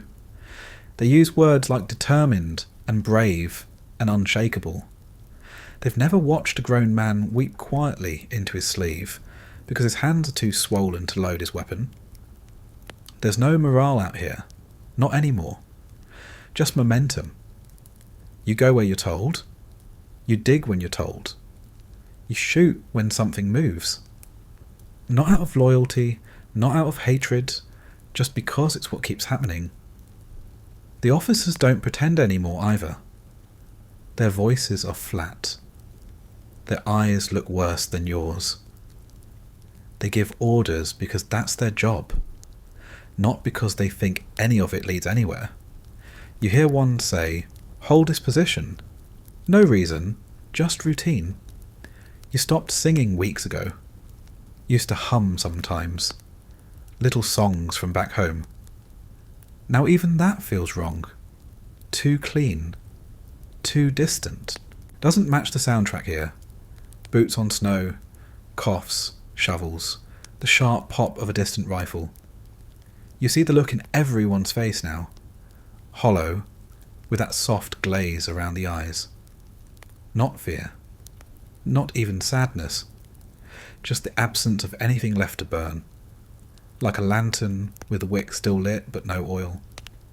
No one jokes anymore. Not real jokes. Just observations stretched thin enough to sound like humour. "At least we're not in the Pacific," someone says. No one laughs. Someone coughs. Someone else spits and keeps walking. You eat in silence. Crouched in corners. Spoons clinking metal cans. Chewing something soft and tasteless. Not even bad enough to complain about. You just swallow, wipe your mouth, and wait for the next thing to do. A man next to you hasn't spoken in 3 days. Still marches, still digs. But something's gone behind the eyes. You watch him stare at nothing, mouth moving without sound. You don't ask if he's okay. You already know he's not. There's no chaplain out here. No sermons, no prayers. You stopped praying too. Not because you stopped believing, but because the words feel wrong in your mouth. Like saying them is an insult to whoever's still listening. You thought about writing home again, then realised you wouldn't know what to say. Still here doesn't mean much. Still alive feels like bragging. And I miss you is a wound you're not willing to reopen. You tear a page out of your notebook anyway, fold it, put it in your boot. Not a letter. Just a placeholder. Someone tells you reinforcements are coming. You don't believe it. Someone else says the front is shifting. You don't ask which direction. Doesn't matter. You're not leaving. You hear artillery in the distance. Again. You don't even flinch now. You just glance up, like someone mentioned rain. You look around the room, or what passes for one, and see 6 men asleep. 2 more awake, staring. You don't speak. You just exist near each other. That's all the comfort left. The wind howls through the cracks again. You pull your coat tighter and wait for morning, even though it won't change anything. At first, it's just numbness. A dull tingling across your fingertips, like they've fallen asleep from gripping the rifle too long. You shake your hand, flex your fingers, blow on them through the ragged scarf that's already wet from your breath. No change. Still there. Still numb. Later, you stop noticing. That's when it gets worse. You pull your glove off and check. The skin is pale, not white, but not right either. It has that waxy look, like paper soaked in milk. You touch your thumb to your forefinger. Nothing. You press harder. Still nothing. You might as well be holding someone else's hand. You slip the glove back on. Or try to. Takes longer now. The fingers don't cooperate. They bend late, out of sync. You get 2 of them in and have to shove the rest in as a lump. Close enough. You feel the cold everywhere, but the fingers take the lead. They're always the first to go. First to freeze. First to bleed. First to crack. The rest of your body is just trying to keep up. Someone tells you to keep moving them. Clench and unclench, like you're squeezing an invisible trigger. You try, but the muscles don't obey like they used to. There's a delay. A slow mechanical hesitation, like turning a key in a frozen lock. The rifle doesn't care. It still needs to be cleaned. Still needs to be loaded.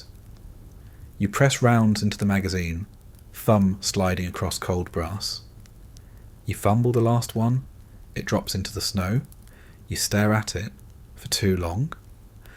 Then bend down slowly to retrieve it. Your fingers won't close around it.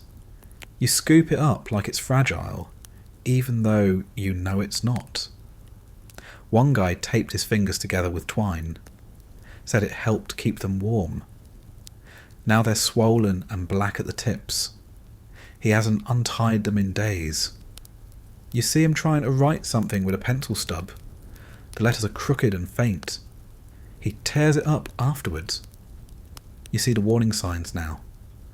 First, the skin turns red, then purple, then white, then dark. That's the order. After that comes the pain. Sharp, sudden, stabbing, then nothing, then rot. Someone in the unit already lost 2 fingers. They froze, cracked, and broke off like old bread crust. The medic wrapped the stumps in gauze and told him to keep them dry. The man nodded, then shoved his hand straight back into his damp glove. What else was he going to do? You carry a tin of ointment. Smells like animal fat. You rub it on sometimes. Doesn't do much. Just makes your hands greasy and attracts dirt. You still do it. Out of habit. Or superstition. Not sure which anymore. Sometimes, just to test, you touch your fingers to your lips. You expect to feel the heat. You don't. You press harder. Still nothing. Then you notice the blood. Just a thin smear.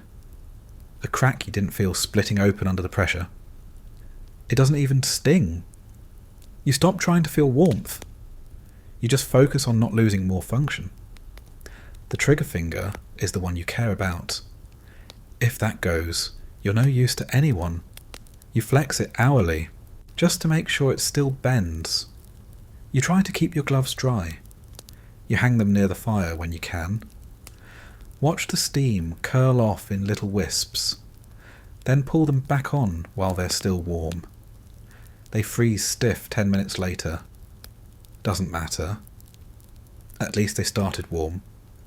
At night, you sleep with your hands buried under your arms, palms on your ribs, trying to borrow heat from your own body. When you wake, they feel swollen. You hold them up and they throb like balloons filled with snowmelt. You watch one guy try to light a cigarette with a match. His hands are shaking. He can't get the match to strike. He curses. Hands it to someone else. That guy lights it on the first try, gives it back. Doesn't say a word. That's how you know it's bad. When other men stop laughing at failure. You stop using zippers. Buttons too. Everything stays half done. Half undone. You tie your boots in a knot and just pray they don't come loose. Lacing them again would take 20 minutes. You'd lose feeling before you got halfway. Someone passed around mittens last week. Issued late, only a few pairs. They work better than gloves, but you can't hold a rifle with them. So they sit in your pack, folded neatly, waiting for a moment that never comes. A shell lands close one afternoon. Not close enough to kill, but close enough to scare. You drop, face in the mud, hands over your head. When it's quiet again, you realise your fingers are buried in snow. You dig them out slowly. They're red, then white. You clench them. Nothing. You panic for a second. Then they tingle. Then burn. Then ache. You almost welcome it. The burn means they're still yours, for now. You keep walking. Keep shoving them into your pockets. Keep blowing into the palms like it helps. You know it doesn't. One day you won't feel them again. Ever. You know it's coming. You just hope it's after the war. You smell it before you see anything. Sometimes it's faint. Just a whiff carried by the wind that makes you flinch without knowing why. Other times, it hits you like a fist. Sharp and sudden. Cutting through the smoke and sweat and cold. You stop breathing through your nose. Doesn't help. It clings to the inside of your mouth like grease. The first time you smelled a dead body, it was specific. One soldier, a few hours gone, slumped over the wheel of a truck. His jaw was slack, eyes open, blood dried into a thick, dark crust under his chin. He smelled like iron and meat and something underneath you couldn't name. You told yourself you'd get used to it. You were wrong. You didn't get used to it. It just became familiar. Now it's everywhere. It's in the trenches, soaked into the dirt where the water pooled and froze and thawed and froze again. It's in your gloves from that time you helped drag a body by the ankles. It's in the scarves that cover your mouth. You breathe it in while you sleep. If you sleep, you pass corpses on the road and stop noticing. Some are frozen in place, sitting, slumped, reaching. Others are half covered by snow. Sometimes you can't tell if it's a man or just a shape until you get closer. By then it's too late. The scent hits first, always the same, sweet and sharp and wrong. There's no time to bury them. Not here, not in this. You move past, maybe kick a bit of snow over the face if you're feeling kind. Some bodies stay for days. Others vanish overnight, pulled away by animals or moved by shell blasts, or maybe just forgot into the landscape. It's worse in buildings. Enclosed spaces hold a smell like a memory. You enter a house and know immediately if someone died inside. Even if the body's gone, the scent lingers in the walls, the floorboards, the corners of rooms. It seeps into your coat. You sit down on a crate and realise later that something bled out nearby. You feel it in your back hours later. A wetness that's not yours. You don't speak about it. No one does. The smell is the one thing everyone acknowledges by silence. When it's strong, conversation stops. Coughing gets worse. Men tug their scarves up and look away. No one says what they're thinking, which is that it could have been them. Might still be. Sometimes it comes from your own side. A soldier buried shallow, his boots sticking out of the mud, his dog tag still visible. You check them, note the name, and move on. You tell yourself someone will write it down. Someone will report it. You know they won't. You once saw a man carried on a stretcher to the rear. He was dead before they lifted him, covered with a tarp. It didn't matter. You could still smell it. The two men carrying him had their heads turned to the side. One gagged but kept walking. The medics have bleach. A little. Sometimes they pour it on wounds or equipment. Doesn't mask the smell. Just adds to it. Now the air smells like death and chemicals and boiled rags. You breathe it in anyway. Your food tastes like it now. You eat fast and don't look down. You lick your spoon clean because there's no water to waste. You try not to wonder what the metal touched before it reached your mouth. The wind shifts sometimes and carries it from somewhere you haven't been. You know what's up ahead long before you get there. A trench, a crater, a barn that held men too long. You taste it before you see it. It coats your tongue. You spit. Doesn't help. Someone lights a cigarette to cover the stench. Another guy lights one right after. The air fills with smoke and cold and rot. No one says anything. No one tells them to stop. It's better than breathing through your nose. Your own clothes carry it now.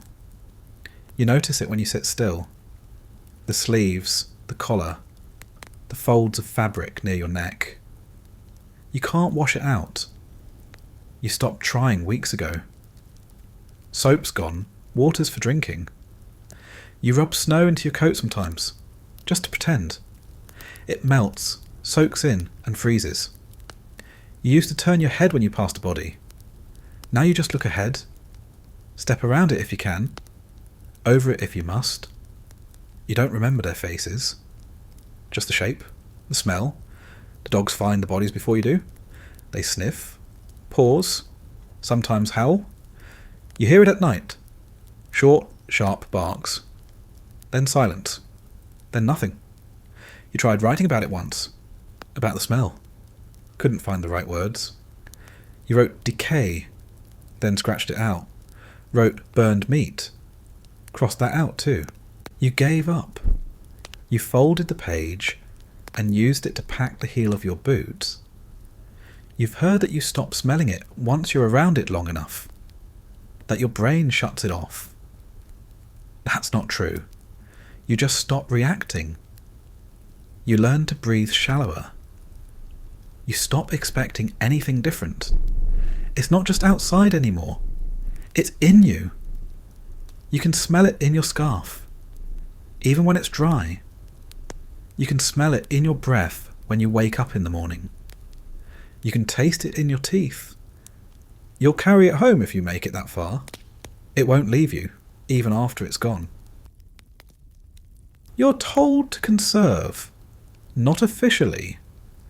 The order doesn't come down through channels, written on paper or barked by an officer. It comes from the guy next to you, whispering as he checks his pouches. Comes from the look your squad leader gives you when you go to reload and don't find much to work with. There's no exact number, just a general feeling. The belt's lighter, the crates are fewer, the supply truck didn't arrive. Again, maybe it broke down. Maybe it's stuck somewhere in the snow with its wheels spinning. Maybe it got shelled. You don't ask. You still have bullets. Just not enough. You used to fire in bursts. Now you count every shot. One at a time. Tap, not spray. You aim slower. Wait longer. You don't shoot to suppress anymore. You shoot to end something. You squeeze the trigger like you're apologising for it. The machine gunner doesn't fire unless he's told. The belt feed used to rattle like teeth chattering in the cold. Now it stutters. A few rounds, then silence. You see him counting links, palming the rounds like they might multiply if he rubs them long enough. The mortars haven't been used in days, not because they're broken. They work fine. They're just empty. The crew still sits near them, pretending they're waiting for coordinates. Everyone knows they're waiting for shells that won't come. When a firefight breaks out, it doesn't last long. You fire, duck, wait. You don't return fire unless you're sure. Someone shoots back. You wait to hear how many shots they took. You start calculating their supply too. You recover rounds from the dead now. Friendly or enemy. Doesn't matter. You check their pouches, their boots, their pockets. Sometimes their rifles are jammed, rusted, snapped in half. But the ammo, if it's dry, you take it. You don't feel weird about it anymore. It's not looting. It's inventory. One guy finds a crate marked with old dates, rounds from another year, another front. They're not supposed to be in circulation. The casings are cracked, powder damp. Still you load them. You'll deal with the misfires when they happen. You clean your rifle more carefully now. It used to be routine. Something you did while waiting for orders. Now it's essential. You don't have extra rounds to waste on a jam or a bad ejection. You can't afford a malfunction. You rub each piece down like it's made of glass. You use rags that smell like grease and ash. You use oil if you have it. Spit if you don't. Grenades are gone. They told you more were coming. That was a month ago. You had 3, then 2, now none. You carry the empty pouch anyway. You're not sure why. Maybe habit. Maybe because taking it off feels like admitting something. A few guys carry knives now. Bayonets. One found an axe head in a barn, strapped it to a stick. Nobody laughed. The guy with the axe gets space when he walks past. The officers pretend it's temporary. They say logistics are strained. That resupply is on the way. They use words like pause, reposition, and weather delay. But you've been in this trench for a week, and the only thing that's arrived is more snow. You stopped using flares. You only have 2 left. You're told to save them for when it matters. You're not sure when that is. Probably when things are worse, which seems impossible, but somehow keeps happening. Someone has 1 round left in his pistol. He wears it like a secret. He never loads it, just keeps it tucked in the leather holster. Not for the enemy, for the end. Everyone knows it, no one mentions it. Your belt's got 5 clips. Used to have 10. You keep checking them, like maybe 1 will refill itself. You know better. You still check. You heard another platoon ran out completely. They waited in the snow with empty weapons. The officer told them to hold their positions anyway. They didn't. They walked away. No one's heard from them since. You still do drills sometimes. Magazine changes. Dry fire, reloads. The clicks and snaps echo in the cold. It's theatre now. Muscle memory pretending to matter. One of the newer guys asked about spare ammo. The whole squad looked at him like he'd asked for a vacation. He didn't ask again. You watch the Soviet lines through binoculars. You know they've got enough. You see the tracers at night. You hear their fire come in steady, not cautious. They're not counting like you are. You wonder if they know. If they've figured it out. If they can smell the fear between your shots.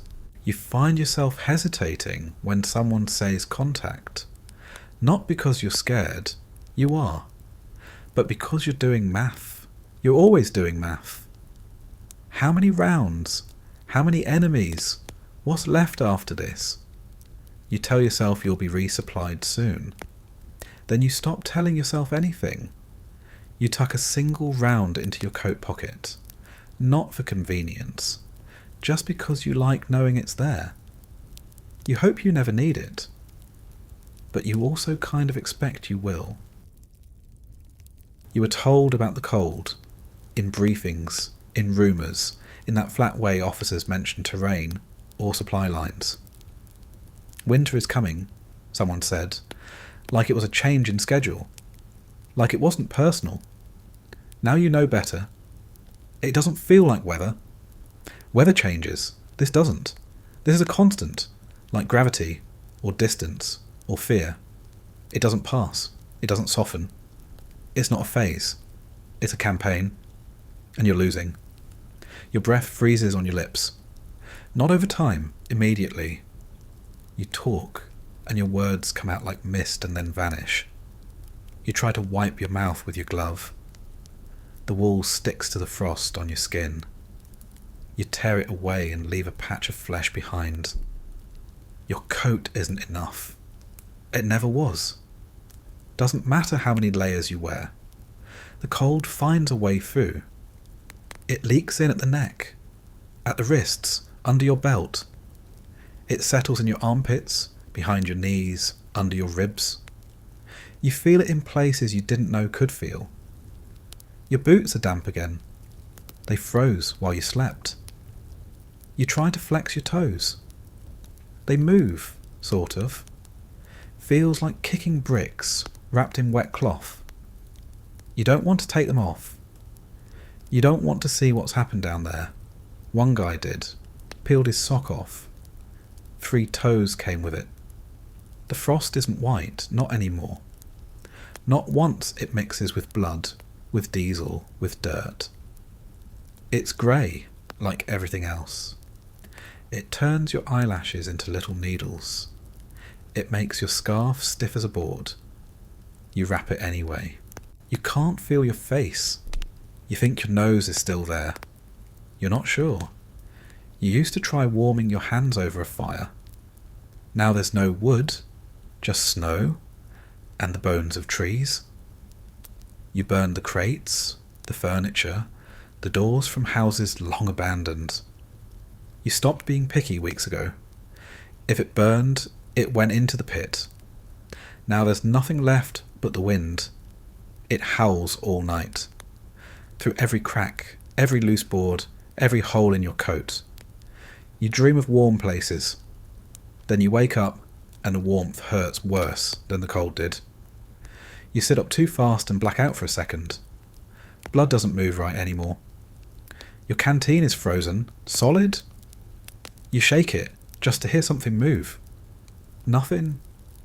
You chip at it with your knife. Still nothing. You eat snow instead. Carefully. Slowly. Too fast and your teeth feel like they're going to split in half. You tried to pee one morning. It froze before it hit the ground. You heard a man died because he took off his gloves to smoke. 2 minutes. That's all it took. The fingers turned black. He didn't even finish the cigarette. Just dropped it in the snow and stared at his hand like it had betrayed him. It did. The wind doesn't just cut. It carries things. Bits of ice, sand, smoke, ash. You don't look up anymore. Your eyes water. The water freezes. You blink too hard and your eyelids stick together. Your breath smells wrong. Like iron. Your skin tastes like salt and metal. You press your back to a wall and feel nothing. No texture. Just cold. Cold that presses back. Cold that says, you don't belong here. The Soviets do. They move like this isn't a problem. Fur hats, proper boots, layered clothing. Some of them don't even flinch. You watch them fire from snowbanks like they were built into the terrain. You envy them, then you hate them. Then you just want to be warm like them. Someone tried to light a flare to stay warm. It worked. For about 30 seconds. Then it caught his coat. By the time the fire went out, so did his ability to speak. His face didn't burn off, just froze again. You wrap your hands in rags, not clean ones, dirty ones that stink of grease and smoke. You find yourself apologising to your fingers. You tell them, just hang on, like they're someone else, like they might listen. You see frost forming inside the window of a wrecked transport truck. On the inside. The engine block cracked days ago. No one fixed it. No one cared. You sat in the cab once, just to get out of the wind. Came back out colder than when you went in. Your rifle has stopped working twice. The oil turns to glue. The bolt jams. You tried warming it against your chest. It burned you. Then it froze. You keep it clean. Not for firing, for appearances. So you don't look useless. You wonder if the cold is worse than the bullets. Then you realise the bullets are just part of the cold now. A cold that bites, then booms, that waits, then cracks. That doesn't need to hit you to kill you. Just to be here. It hates you. Not because of who you are, just because you're foreign. It knows you don't belong. It wants you gone, one way or another. You tie another layer of cloth around your boots. Doesn't help. Your foot is already numb. You don't untie it. If you can't feel it, you don't want to know what's happening down there. The snow's getting deeper, and the cold hasn't even peaked yet. Back in training, they said you'd have air support, planes that would follow the advance, fighters clearing the skies, bombers softening the line. That was the idea, the plan. They showed you diagrams, talked about altitude, timing, coordination. You haven't seen a plane in weeks. The last one you heard was distant, low rumble, sharp pass. You looked up, caught a flash of silver between the clouds, then a dot, then nothing. You don't know if it was yours or theirs. Didn't matter. It didn't stop. It didn't drop anything. It just passed over like you didn't exist. Mostly the sky is just grey, solid, heavy, always moving. Sometimes it snows. Sometimes it rains. Sometimes both. The clouds never open. It's like the sun left and forgot to come back. You don't remember the last time you saw shadows. Instead of planes, you get wind. You get snow. You get hail that hits your helmet like shrapnel. You get the kind of cold that drives through your coat and settles in your bones like it paid rent. You dig into position, lay out your gear, then the weather turns. A blizzard sweeps in from nowhere.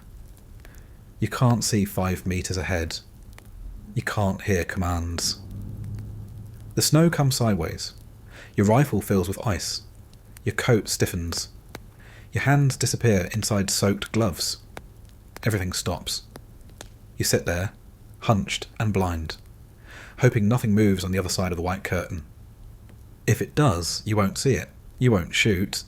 You'll just feel the impact and wonder if it came from a man or the storm itself. You think the Soviets are moving during the storms. That's when they attack.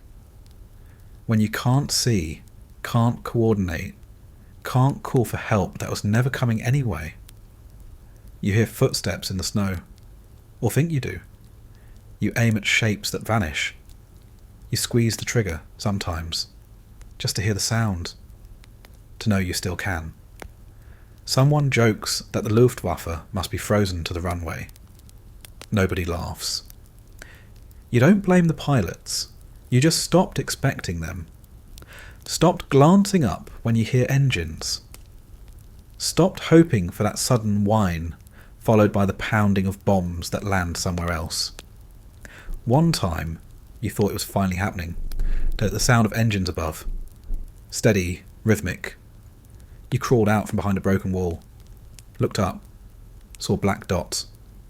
Then came the whistle. Then the impact. Not far. Not yours. Soviet artillery. Dropped from planes you never saw. You don't talk about air cover anymore. It sounds like a rumour. Like something from another war. When it's clear, it's never clear for long. You get a few hours maybe, then the wind starts, then the horizon disappears. You watch the lines of the forest fade. You watch the sky drop.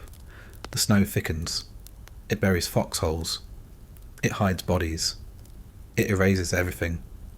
No warning. No schedule. Just silence. Then a wall of white.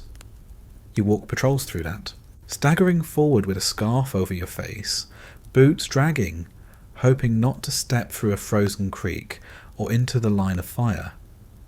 The wind makes every tree look like a person, every shadow a threat.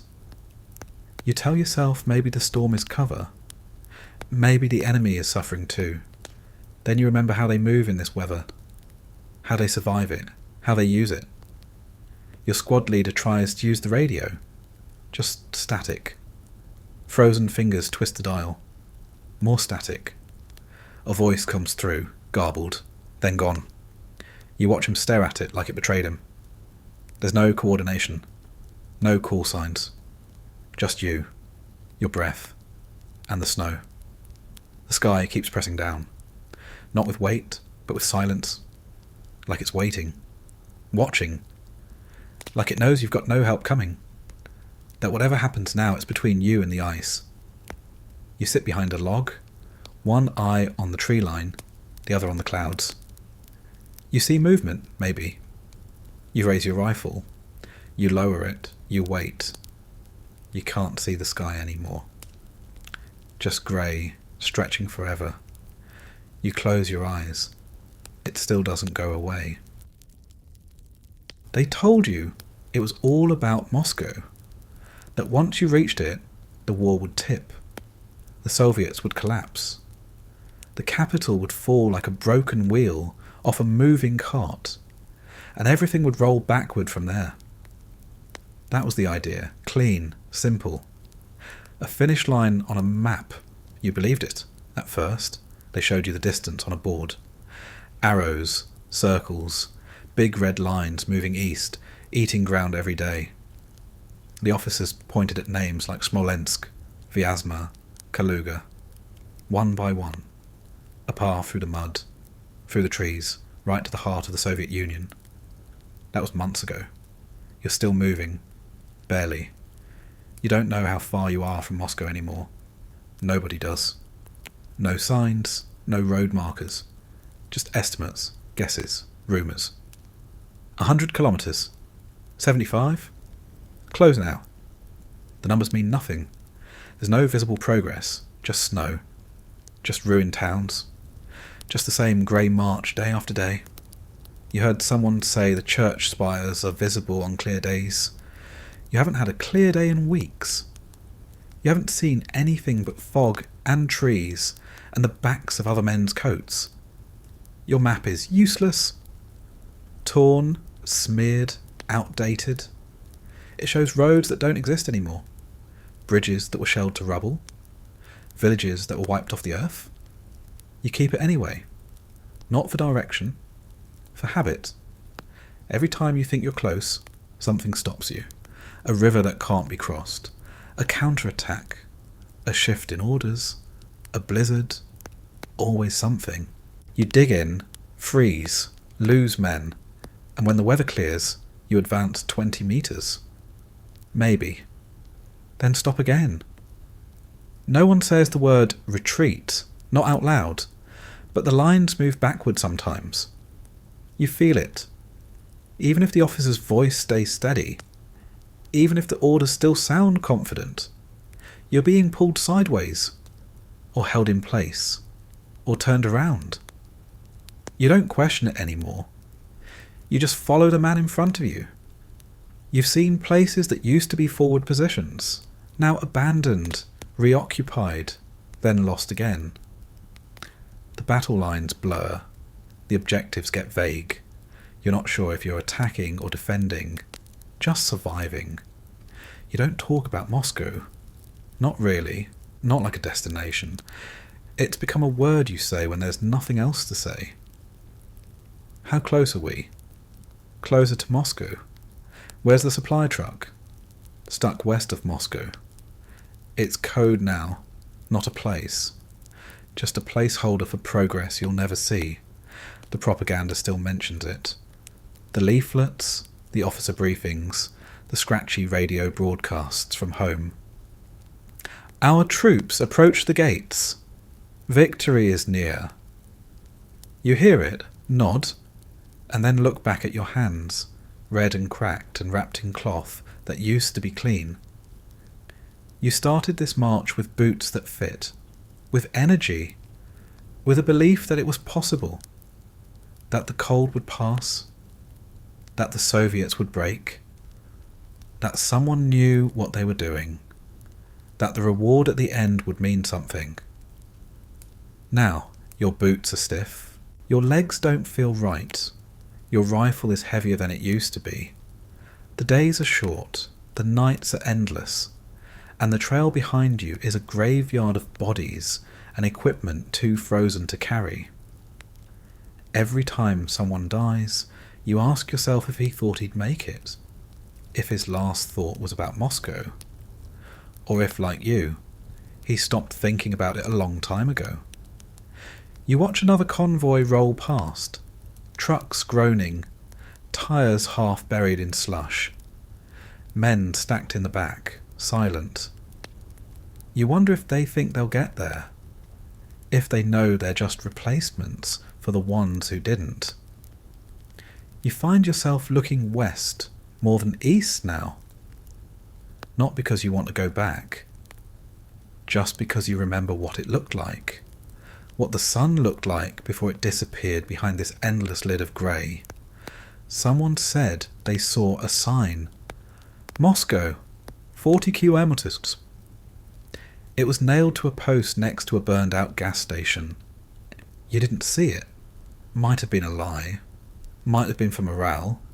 Might have been a leftover from a different war entirely. You keep moving. Keep doing the math in your head.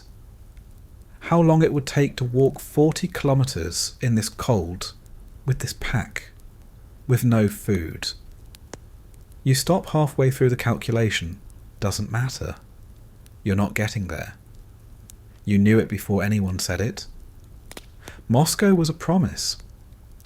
And now it's just a rumour buried under the snow. There's no announcement when someone dies. No moment where everything stops. It just happens. Quietly. On the march. In a foxhole. Behind a barn. 1 minute they're there, then they're not. Someone says a name, then doesn't again. You stopped asking where people went. You already know. At first, you noticed. When a face didn't show up at roll call. When a voice was missing during the patrol brief. When the footsteps behind you sounded different. You looked around, scanned the line, waited for someone to come jogging up late. They never did. Now you just adjust your formation. You used to know everyone in your squad. Names, hometowns, who they wrote letters to. You shared cigarettes, swapped stories, laughed, real laughter, the kind that sounded human. Now most of those voices are gone. Their gear ended up in other packs. Their names stopped being mentioned. You try to remember the order. Who died first? Who was next? You lose track around the 4th. 5th, maybe. After that, it gets blurry. They all start blending together. The cause stops mattering. Shellfire, exposure, sniper, sickness. It will end the same way. A shape in the snow. A helmet turned over. A name that doesn't echo anymore. Some of them were quiet. Others talked too much. You miss both. There was a guy who always stole extra rations. Not malicious, just hungry. He used to joke about surviving the war fat. Then one night, during guard duty, he didn't answer the call. You found him behind a shed, mouth open, eyes blank. Still clutching a half-eaten biscuit. You didn't take it from him. One got hit in the stomach. No explosion. Just a single rifle round. He dropped slow, didn't scream, just looked confused. They tried to patch him up. He lasted a few hours, long enough to say something that didn't make sense. Then nothing. Another just didn't wake up. He went to sleep under a canvas tarp. Arms crossed, blanket up to his neck. Someone nudged him in the morning. No reaction. We thought maybe he was dreaming. Then we saw the colour of his skin. You think about what to do with their things. Sometimes they carry photos, notes, little objects from home. A watch that doesn't tick anymore. A comb. A lighter. You hesitate, then you pocket it. Not to keep, just to carry until the next time you stop. Then it goes into a crate, or into the fire, depending on what kind of day it is. No one says anything about it. Not really. Someone might mutter a name, or curse, or spit. But mostly there's silence. Everyone saw, everyone knows. No one wants to be next. You wonder who will be. You do the math again. How many of you are left? How many of the originals? How many replacements joined and vanished before you learned what to call them? You stopped asking names after a while. It seemed cruel. Like naming a thing just cursed it. So you said, hey, or you, or past that. You got used to it. They did too. There's one guy you still talk to. You use it to play cards together. You notice his hands shake more now. He doesn't make eye contact. You wonder how long he'll last. You wonder if you'll outlast him. The thought doesn't feel like winning. Another guy lost his brother in the same unit. Found him during a sweep, didn't cry, just sat there, lit a cigarette, smoked the whole thing in one pull, like it would bring him back. Then walked away. You haven't seen him since.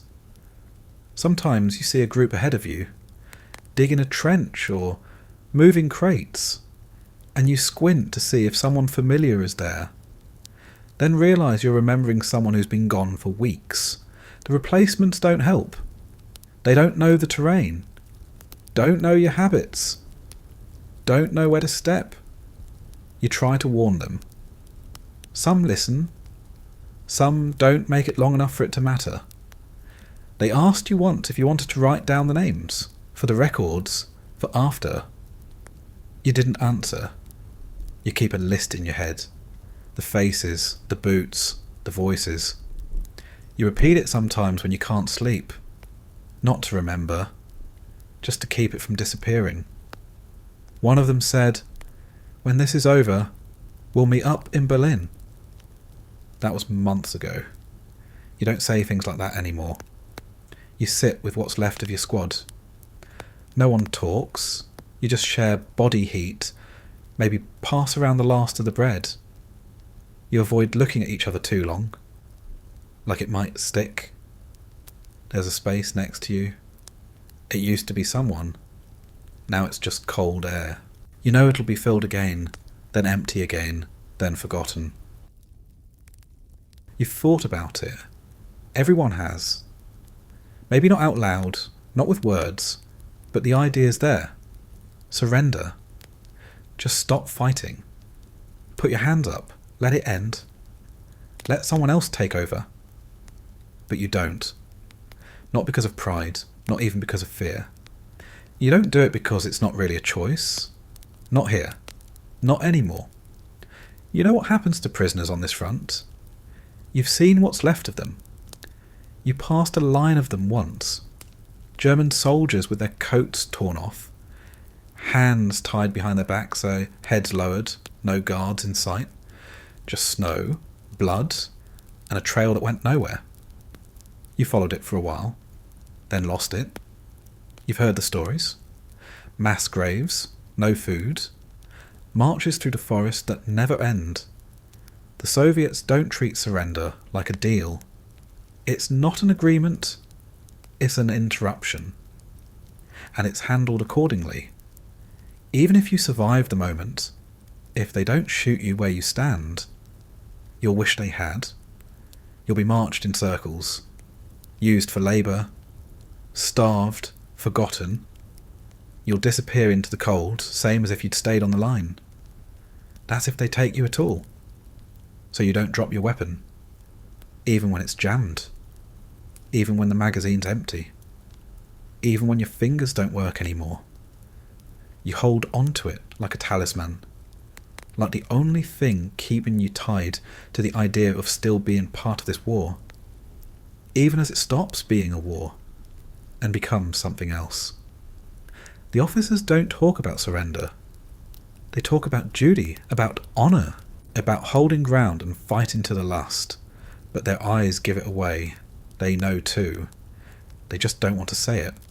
They know they're stuck. They just hide it better. One guy tried it. A new one. He wandered toward the Soviet line during a lull. Hands raised, no rifle. He got maybe 10 meters into the open before he dropped. One shot. Quiet. No one said anything. No one moved to recover him. The next day, his boots were gone. Taken by someone who needed them more. You're not even sure what survival looks like anymore. Not here. Not in this. Even if the war ends, you won't come out clean. You won't come out whole. You'll carry this with you, whether your body does or not. You imagine going home, sitting at a table, a warm drink in front of you. You can't picture it. You can't even remember the layout of your own kitchen. You don't know if the door opens to the left or the right. You stopped trying to remember. You watch your squad get thinner. Replaced. Removed. Men vanish. You count yourself among them already, just delayed. You ration everything. Ammo, movement, emotion. You save your voice. You save your energy. You don't plan weeks ahead, not days. Sometimes not even hours. Just the next task. The next order. The next bite of bread. That's it. Some guys keep a photo in their coat. A face to look at. A reason? You stopped carrying yours. You got wet. Got torn. Got burned accidentally. You told yourself it didn't matter. Maybe it doesn't. You walk with your rifle slung low now. Less energy to hold it properly. You don't salute. You nod. If that. You don't expect news. If someone says a word like reinforcements, you tune it out. You've heard that word too many times already. You're not alive in the usual sense, just functioning, like a machine with a stuck gear, doing what it was built to do long after it should have shut down. You still wear your insignia, still follow orders, still aim when told. But inside, you know, this isn't war anymore. This is just the long stretch between decisions that were made without you. You remember the slogans, the speeches, all the reasons. They sound foreign now, like they were meant for someone else. Surrender isn't on the table, but you're not surviving either. You're just here, waiting for one of them to choose for you. It doesn't happen the way you pictured. There's no last stand, no heroic gesture, no music, no flash of memory or cry for home, no enemy face to look into as the curtain falls. Just snow, and cold, and silence. It starts like any other day. You wake up, if you ever slept. Your eyes open in the half-light. You move your hand to check your rifle. Still there. Still heavy.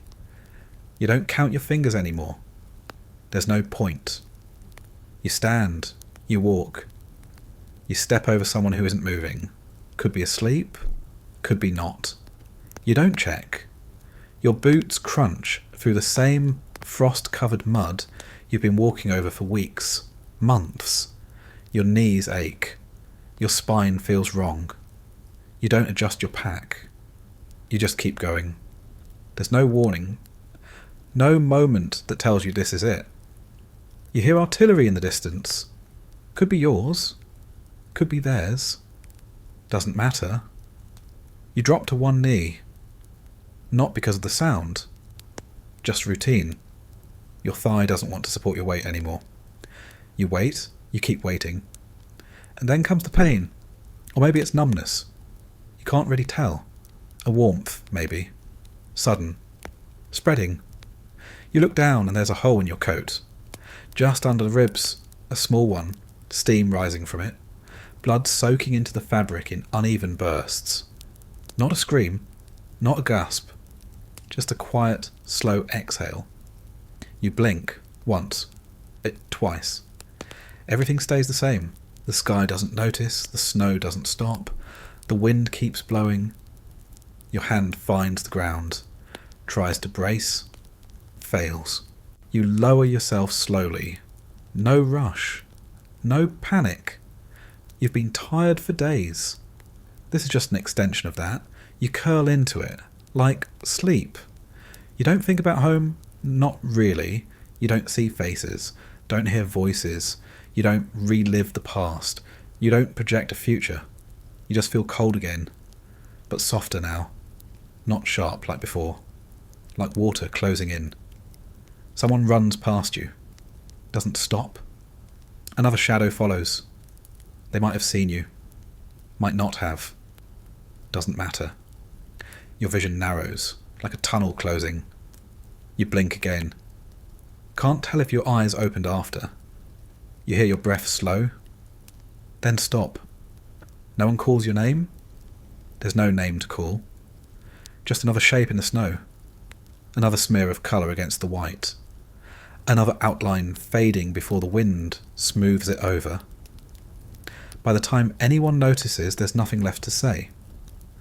No one asks how it happened. No one writes it down.